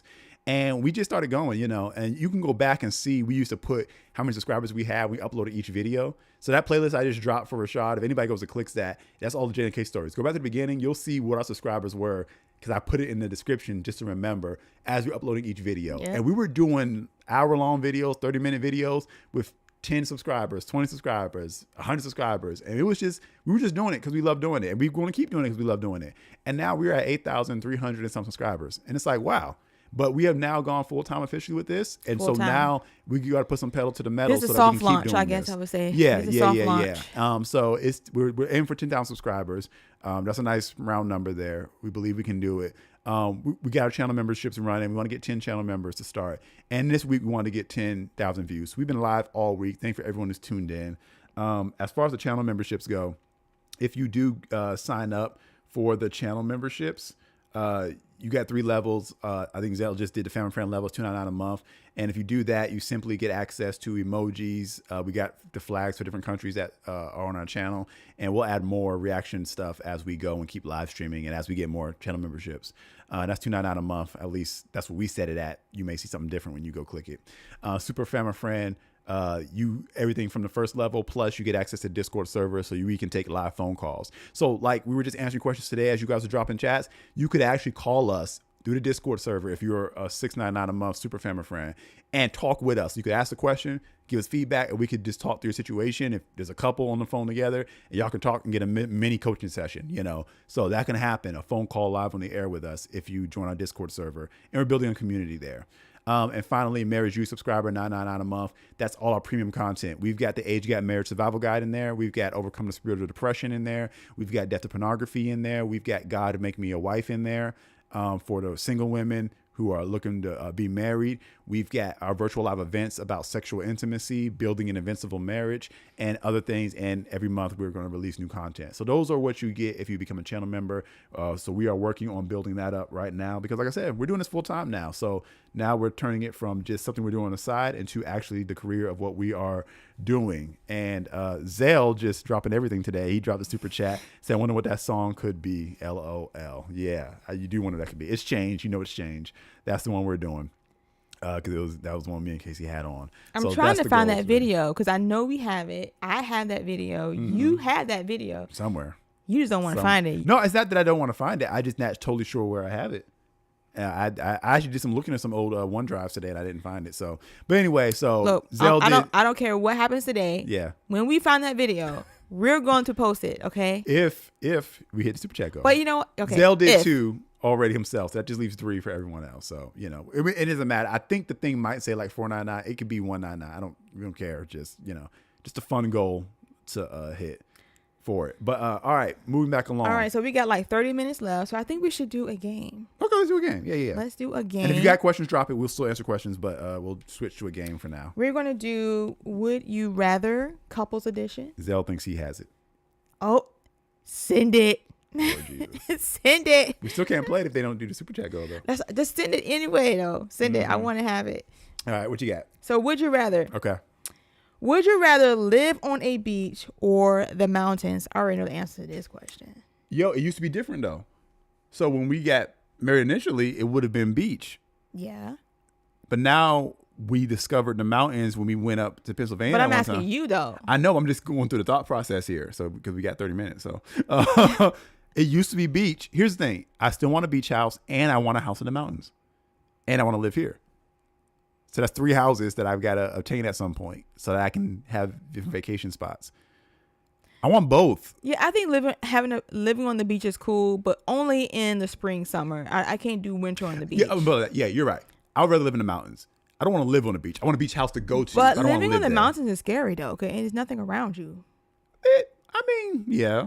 So I'll say 50-50. Yeah. But the mountains, there's stuff. Okay, we're analyzing way too much. No, it's a good question though. But no, I would rather live in the mountains. Yeah. Mountains. Yeah, mountains. Okay. Charlottesville area. Yeah, that's what I would do. You giving locations now. Okay. We talked about the fact that it's in Virginia. It's in Virginia. Okay, so next one. Eat chocolate-covered beetles or a can of cat food. Would you rather? Are the beetles alive? They've had to be dead. I don't care. It's beetles, regardless.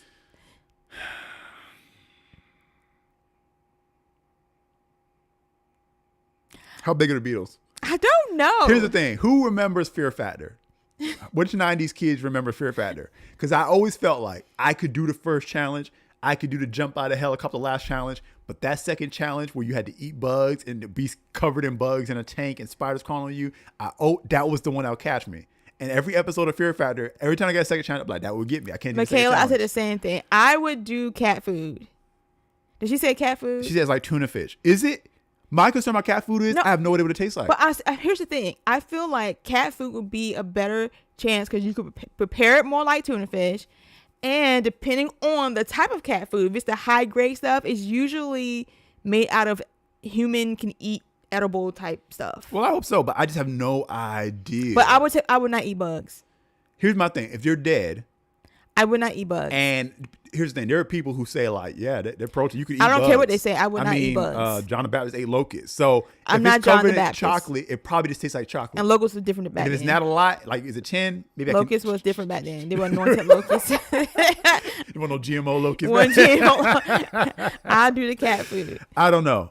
I just don't know what cat food tastes like. Michaela, like, are you saying you know from experience that you ate it? But I'm just saying, like, you had a cat and you fed it and it just smells like tuna fish. I like tuna fish. Then maybe I can But do no, it. it's cat food because they eat fish and stuff like that. I mean, Then maybe cat food. yeah. Let's see what we got. Michaela was saying, I think that I wanted to live in the mountains earlier in life, but now I think living full time on the beach is better. I mean, winter though. I don't know if I would care for the winter. I just want a vacation there. Michaela says cat food. Quiver says Beatles has chocolate. Like I said, I'm not hating on the Beatles. I feel like maybe that would actually be better. Is a ladybug considered a beetle? Ew, Michaela says that's not a beetle. That's too small. She says, I ate a chocolate covered cricket in middle school and it was crusty. Ew. Michaela, where did it why? come? They probably gave it to him. But I'm saying, like, what was the point? Like, were they trying to demonstrate something? Like, who brought it to you guys? Was it the teacher? I'm very curious about that. All right. Ugh. Next question. Clean out spider webs or the toilet.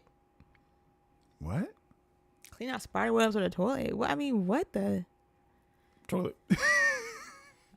But I mean, how serious are these spider webs where it's an option versus that or the toilet? Some people just don't like bugs enough and they're scared of spiders and stuff. But spider webs don't mean the spiders are in them. But you I don't don't know. I mean, would it could clean the be toilet. I would clean I'll the toilet. first. Yeah. Yeah, I'll clean the toilet.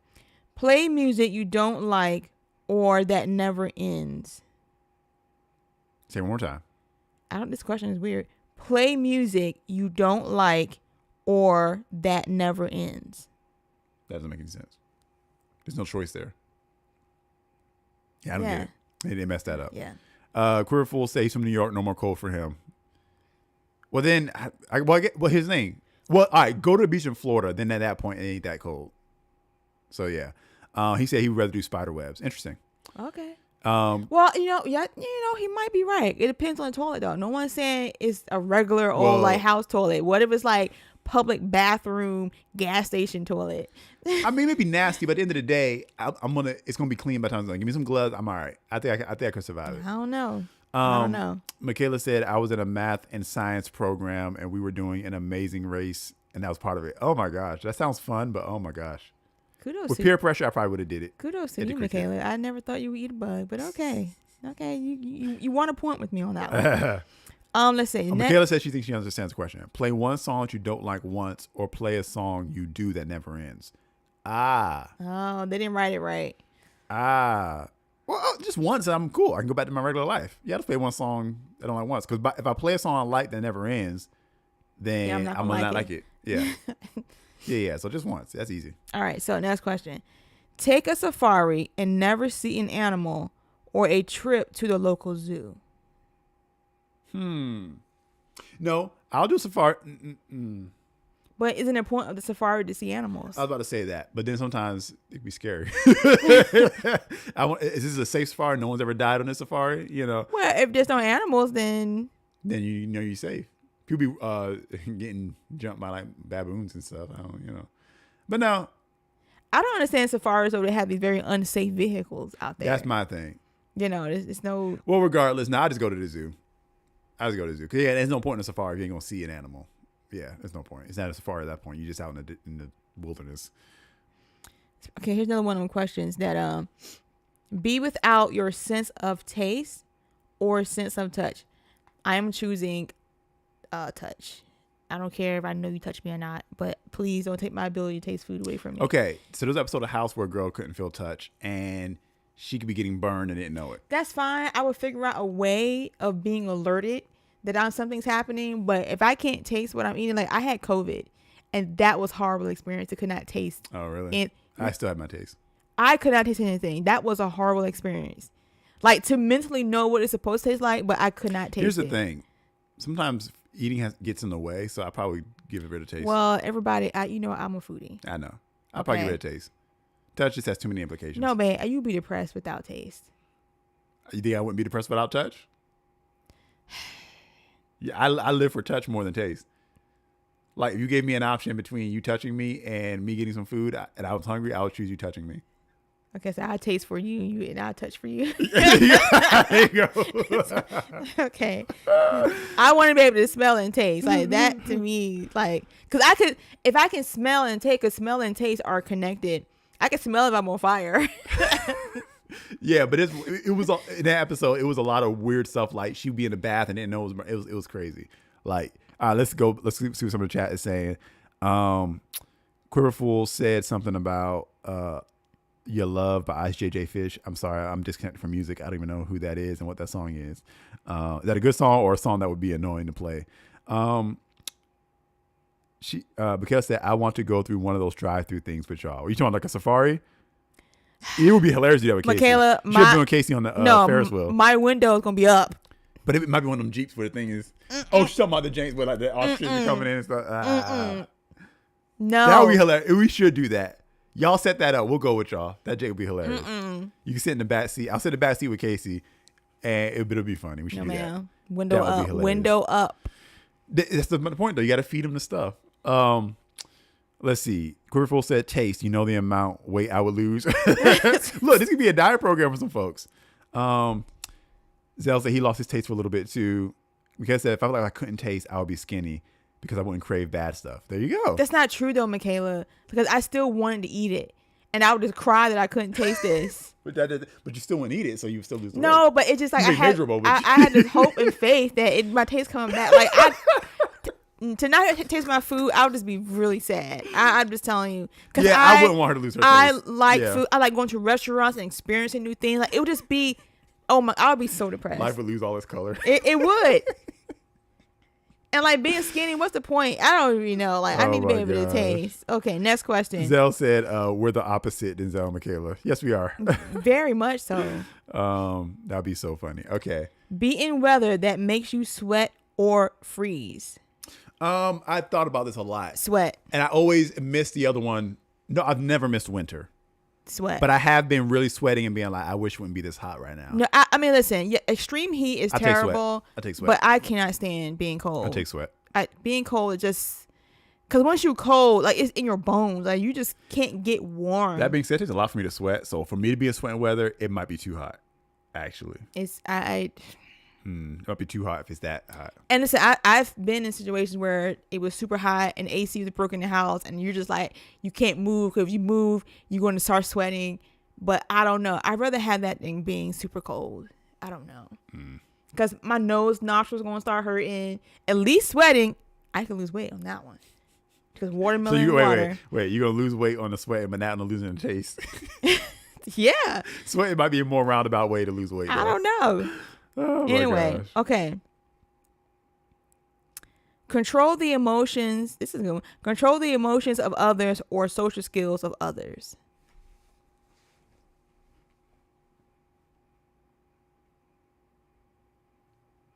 Emotions. I don't care about your social skills. I'm not talking about you. I'm talking about people. Like, I don't care about y'all's social skills because I got mine. I don't need y'all to have them.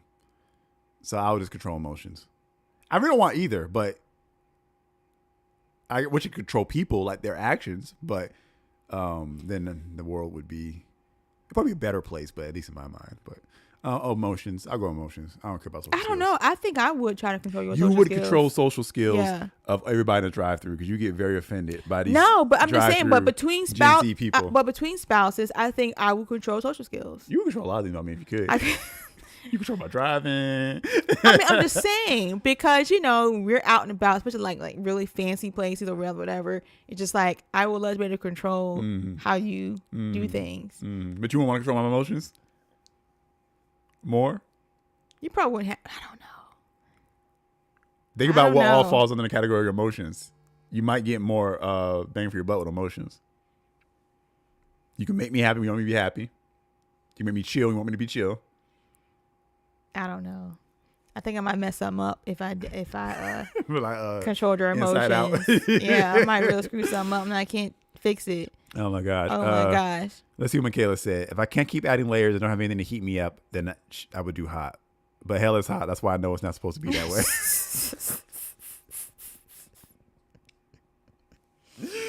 Oh, Yeah, okay. social skills. Emotions See? is too invasive. Exactly. Look at you being nice. Too invasive. Look at that. I don't care about See? invasive. It's See? all invasive. I'm gonna control people's emotions. Okay, next question.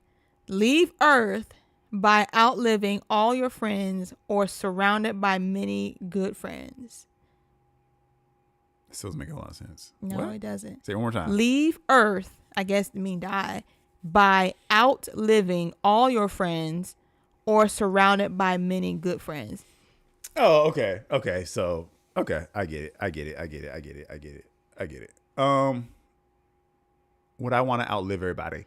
Here's the thing. You got to, I say no. not if it's just like still normal lifespan, right? Now, if you're telling me I'm like immortal and I get to live hundreds of years to the future and I'm like Superman or something like that, I'll think about it. But if you're just saying, okay, your friends died at 100 and you died at 101, okay, whatever. Now, surrounded by your friends, I still live to be old though.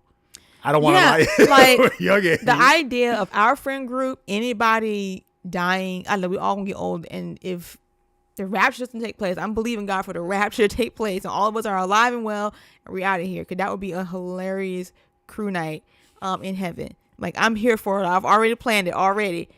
Crew night at my mansion. We're talking about where we were when we got raptured. But thinking about my friend group right now and any one of us dying before me, like that, I don't know if I want to live through that, to be honest. That's not a reality that I'm ready to accept right now. So you'd be ready for the first to be go. You would rather go first. Yeah. Like I told you that if we live long, Yes, live long I have enough, to go with you. I want you to come with me. But if for some reason that doesn't happen that way, I need to go first. Okay.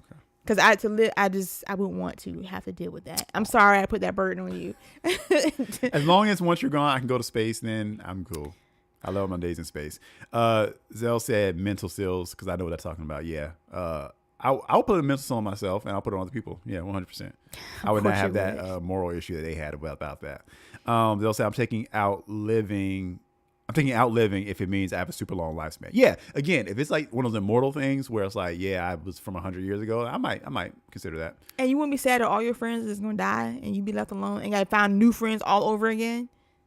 I think I would have a different perspective on like the solidarity of it. And again, I would go live in outer space. I would just. So all your alien friends die and you still alive? Well, first off, I doubt I'll run the aliens, but even You don't know that. Well, if I did, that's a very interesting life. Then yeah, I want to keep living and keep seeing how humanity progresses and all that. So yeah, I ain't got a problem with that. As long as I can decide, okay, can I cut off my immortality? You know, but that's not even what the question is. You added stuff to it. Cruel Fool said, "Nah, I'll live. I love them, but." Mikhail said, Denzel, you and Dylan have the same mindset. We typically do about most things. Remember I mentioned the thing about siblings being vastly different viewpoints of life? Me and Denzel are the exception to that rule. Y'all are exception to a lot of rules when it comes to siblings, I tell you. But go check out Barnes Bros. How about that? We didn't talk about. Well, maybe on another live stream. Plug that in. We'll talk about that. Plug that in a little bit. Denzel said, you know, I can do hundreds of years. Exactly. Well, found a way to keep me alive then, because I do not want to be missing this. We'll freeze you and then we'll figure it out. Okay. I'll just keep waking you up every now and again. All right, so we got about 15 minutes left of this live. All right. Do you want to do another one or? One more and then we can wrap Okay. Let's see. Anybody got any questions? Drop them. This one is called Remember It. Oh, it's a different game. Okay. Yeah. What was your spouse's first car, first job? Well, I'm going to ask one. What was your spouse's first car? I thought your first solo car was the Lexus. I've only had one car, my first car. Oh, I thought there was a point where y'all shared one. No, I never shared a car. No, with that anyone. was your brother's. Exactly, Shared one. I I'm don't sorry. share. So Lexus, yeah. Yeah, your dad knew that. She don't share. It was a 19. It was used, okay, because when I started driving, it was the 2000s. But no, it was a little bit before 2000. I was thinking about it the other day, like how long I've been driving. But anyway, it was a 1994 Lexus ES300. I love that car, and I get joked to this day by friends about that being your first car. I'm sorry, okay, but I love that car so much. I would drive that car today if it was in running condition. Yeah, it was a nice car. It was a very nice car. I love that car. I used to wash that car, wax it. I mean, roll the windows down, play my music loud, even though it got broken into, and my stereo got taken away, which was a horrible experience. But I love that car. Your first car. Real quick, sorry. I just dropped the giveaway in there. I forgot that I dropped that earlier. Oh. So whoever's still here, you can get some free stuff if you enter to win. You might get some free stuff. So there, I just dropped the link for our giveaway. You bought first car? Go ahead. Your first car was a Honda Civic. That was it 2001? That car I hated. Not that car. I hated that car with a missed it when it passion. was going. I called it the tuna can car. One, it was just really like flat silver color for one, and that car just would not die. It had no power windows. It had a tape deck, for crying out loud. Cloth seats. It was just not a fun car. Kayla said, "I was taking care of our mansion in heaven while you and Jalen keep living." Turn away creations video. I know, right? Cozy living. Oh my gosh. She'd be sitting on her porch with her cup of coffee, waiting for us to get there. Just all cozy. I can see her right now. Like I just see her right now in her mansion, waiting for us to get there. All right. Yeah, that was my car. What's the next one? Had roll up windows, cassette tape player. Oh, you should know this one. Okay. What is your spouse's least favorite day of the week? Probably Monday. Sure about that? No, my bad. Wednesday. Yeah, Wednesday. Sorry. I do not like Wednesday. That's right. You would, but when I was in the workplace, you prefer that I could stay home Monday with extra day to recover from the weekend. But no, Wednesday is Wednesday's my least favorite day of the week. Don't tell my mama that, but it is the least favorite day of the week. You want to say why it's the least favorite day of the week? Because, listen, I'm a PK. I've been working for the church all my life, and Wednesday nights are not that I don't like being in church, but you have to work in church. We have to work. Wednesday is a work day, and I gotta prepare a certain way to come to church. You know, I can't just come to church and sit down and listen to the word. I gotta come prepared. Church vocals gotta be right. So I can't eat certain food before I go to bed at night, especially like on a Saturday night. Oh my gosh, it's a whole thing. So I gotta be prepared in a certain way, and it seems like Wednesday the time just goes by so fast, and I just have no time to do anything because now it's time to go to church. And so yeah, so Wednesday's my least favorite day of the week. My least favorite day of the week. I think I got one. I'm about to say because you work up till you are a worker. You work. You will find a way to find time. Yeah. You would invent time to do something. Cripple said PK here. Okay, yeah. Okay, so you know what I'm talking about. Stories. You know what I'm talking. PK life is a real life. Like I think PK, they probably already have one, but we need a documentary on PKs. Then maybe not. Maybe not. I don't know about that. Maybe not. All PKs are not created equal. How about this? PKs that aren't bitter. PKs that are well adjusted and understand it just the way it is. But are they well adjusted PKs? You're well adjusted. You are. You're about as well adjusted as a PK can be. I mean, I say that with compassion. You're about as well adjusted as a PK can be. You either have bitter, traumatized, hate parents, hate God, and then you got a lot of complaints, but you know you get it. You're like, it is what it is. You're not what's the word I'm looking for? Immature about it. I'll put it like that. Because at some point I was like, it is what it is, man. You said cripple me. I mean all the ones I know. Or which side of the boat? All the ones you know are which side of the boat? I mean, it's by the grace of God. Amen. Praise the Lord. Hallelujah. Let's see. Let's do one more question. Let's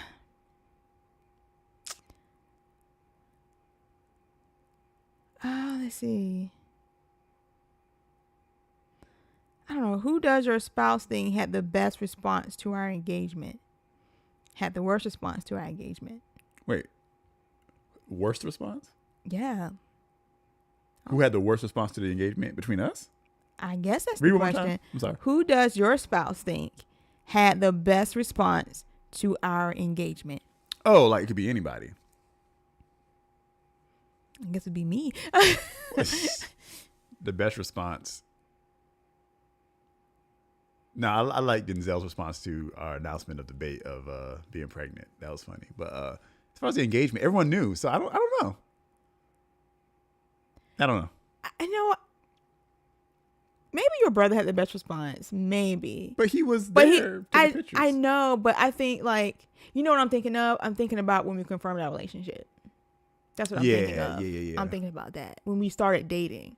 Mm-hmm. Not the actual engagement. Mm-hmm. Honestly, my family was like, I thought you're already engaged. I went to her dad. So I went to her dad twice. First to ask her to ask him if I was interested in your daughter. I would like to marry her. Like, you know, that's my plan. And he said, cool, and everything, and the relationship began. Then I went back to him and said, okay, I knew what the answer was going to be because we didn't date the date. We dated for we didn't even call it dating. It was just you're betrothed. So we were betrothed. And then I went to him just out of tradition, like, can I now propose to your daughter? He was like, I thought y'all was already engaged. Your dad was funny. All right. Real quick comment in here.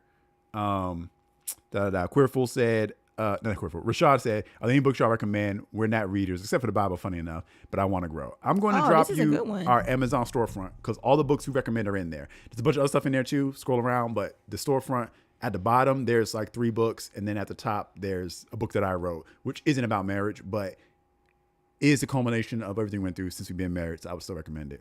So the anointing of rest, you definitely need rest in your relationship. And it's about a mindset, and it's about shifting your perspective about the blessing and having operate in your life. And all those principles can be used in your marriage.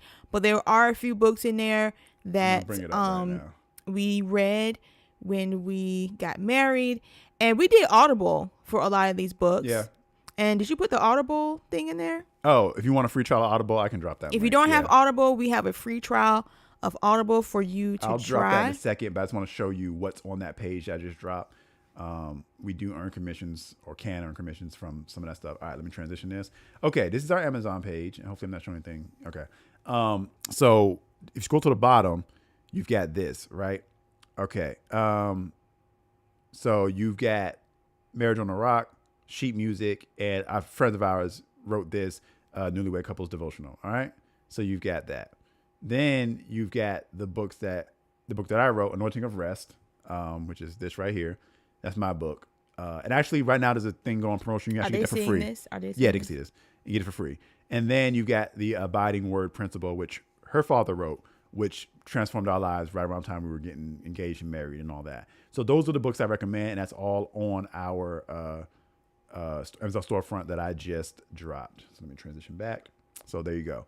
So I just dropped that link, I believe. And I will also, if you're an Audible person and you prefer doing audiobooks, which is what we did because you don't like to read as much as me, I will drop the link to get you a free Audible trial, which we would also earn some commission from potentially. But I will drop that for you as soon as I find it. Let me go back. Yeah. So if you don't have Audible, I recommend Audible being a good way to now do his that. book, Anointing of Rest, is not on Audible. Not yet. No, you had to read that Not yet. But all the other ones I do believe are on Audible, except for that one by Chris and Jamie. I don't think they're on Audible. Is it? They might have actually went and did that. They actually might have. I don't know. That's a I devotional feel like I book. remember them doing something. I know it's a devotional, so you would think not, but I feel like maybe they went back and did it. So some of those books are Audible. Some Marriage on the Rock is Audible for sure. Sheet music is Audible. We did both of those. I'm not sure about Newlywed Devotionals. My book and Abiding Word Principle are not. But that's what we say for people who aren't avid readers. But if you do read, then read some of those books. Let me see if I can find Newlywed Devotionals on Audible or not. Michaela says she's talking about my book. She started reading it. Probably finished it today. It's really good. Thank you. Oh, thank you, Michaela. No, it is audiobook. Newlywed Couples Devotional. Okay, awesome sauce. So if you're into audiobooks, definitely check out all the books that That's we our suggested. Friends, Chris and Jamie Bailey. If you don't have Audible, you can get a free trial with the link that you just put in the comments there.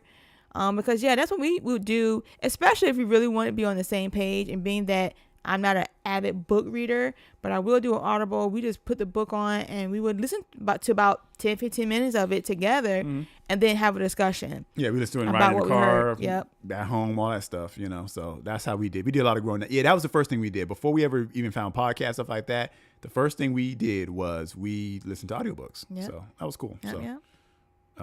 those are everything we recommend in our storefront there. So we appreciate y'all. All right, we're coming up on the end here. This is the end of an exciting week that we did. We appreciate everybody. We appreciate the super chats, those who are watching this on replay. There are people watching this on replay who get the channel memberships. I did drop the link for the giveaway. If you're watching this on replay and you want to see that link, if I don't have anybody that has entered, I'll try to leave it open for a couple of days and then choose a winner maybe next week when we go live. Even though we didn't reach our 10,000 goal today, but that's all right. We still gonna be here. Like I said, next week we're going to start doing lives 3 days a week. It's going to be our new normal here over at Jayla and Casey. Unless we feel like it's too Unless- hard to keep up with, and then we'll lessen it. But for now, we're going to do 3. We're going to do 3 days a week. That's going to be Monday, Wednesday, and Friday.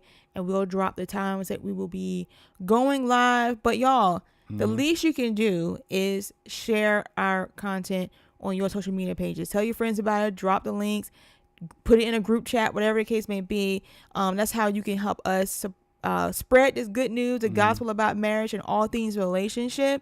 And, you know, like you said before, this is sort of a soft launch for us because we have so many other things that we're going to express through Jayla and Casey, more on the entertainment side, media side, but it's all going to be the word of God preached in some shape, form, or fashion. So help us do that just by liking and sharing and subscribing. To all the lurkers out there who watch our content but have yet to subscribe, go ahead and do that today. It won't hurt you. I promise you. It'll only help you. Amen. Amen. Thank you, everybody. Thank you for everyone who becomes channel members after watching this. Thank you for everybody who buys a book or gets a product or anything like that. And I will say this to Rashad, stick around because our book will be coming down the pipe very soon. Yeah, we got something coming out real fresh. Yeah, that'll be fun.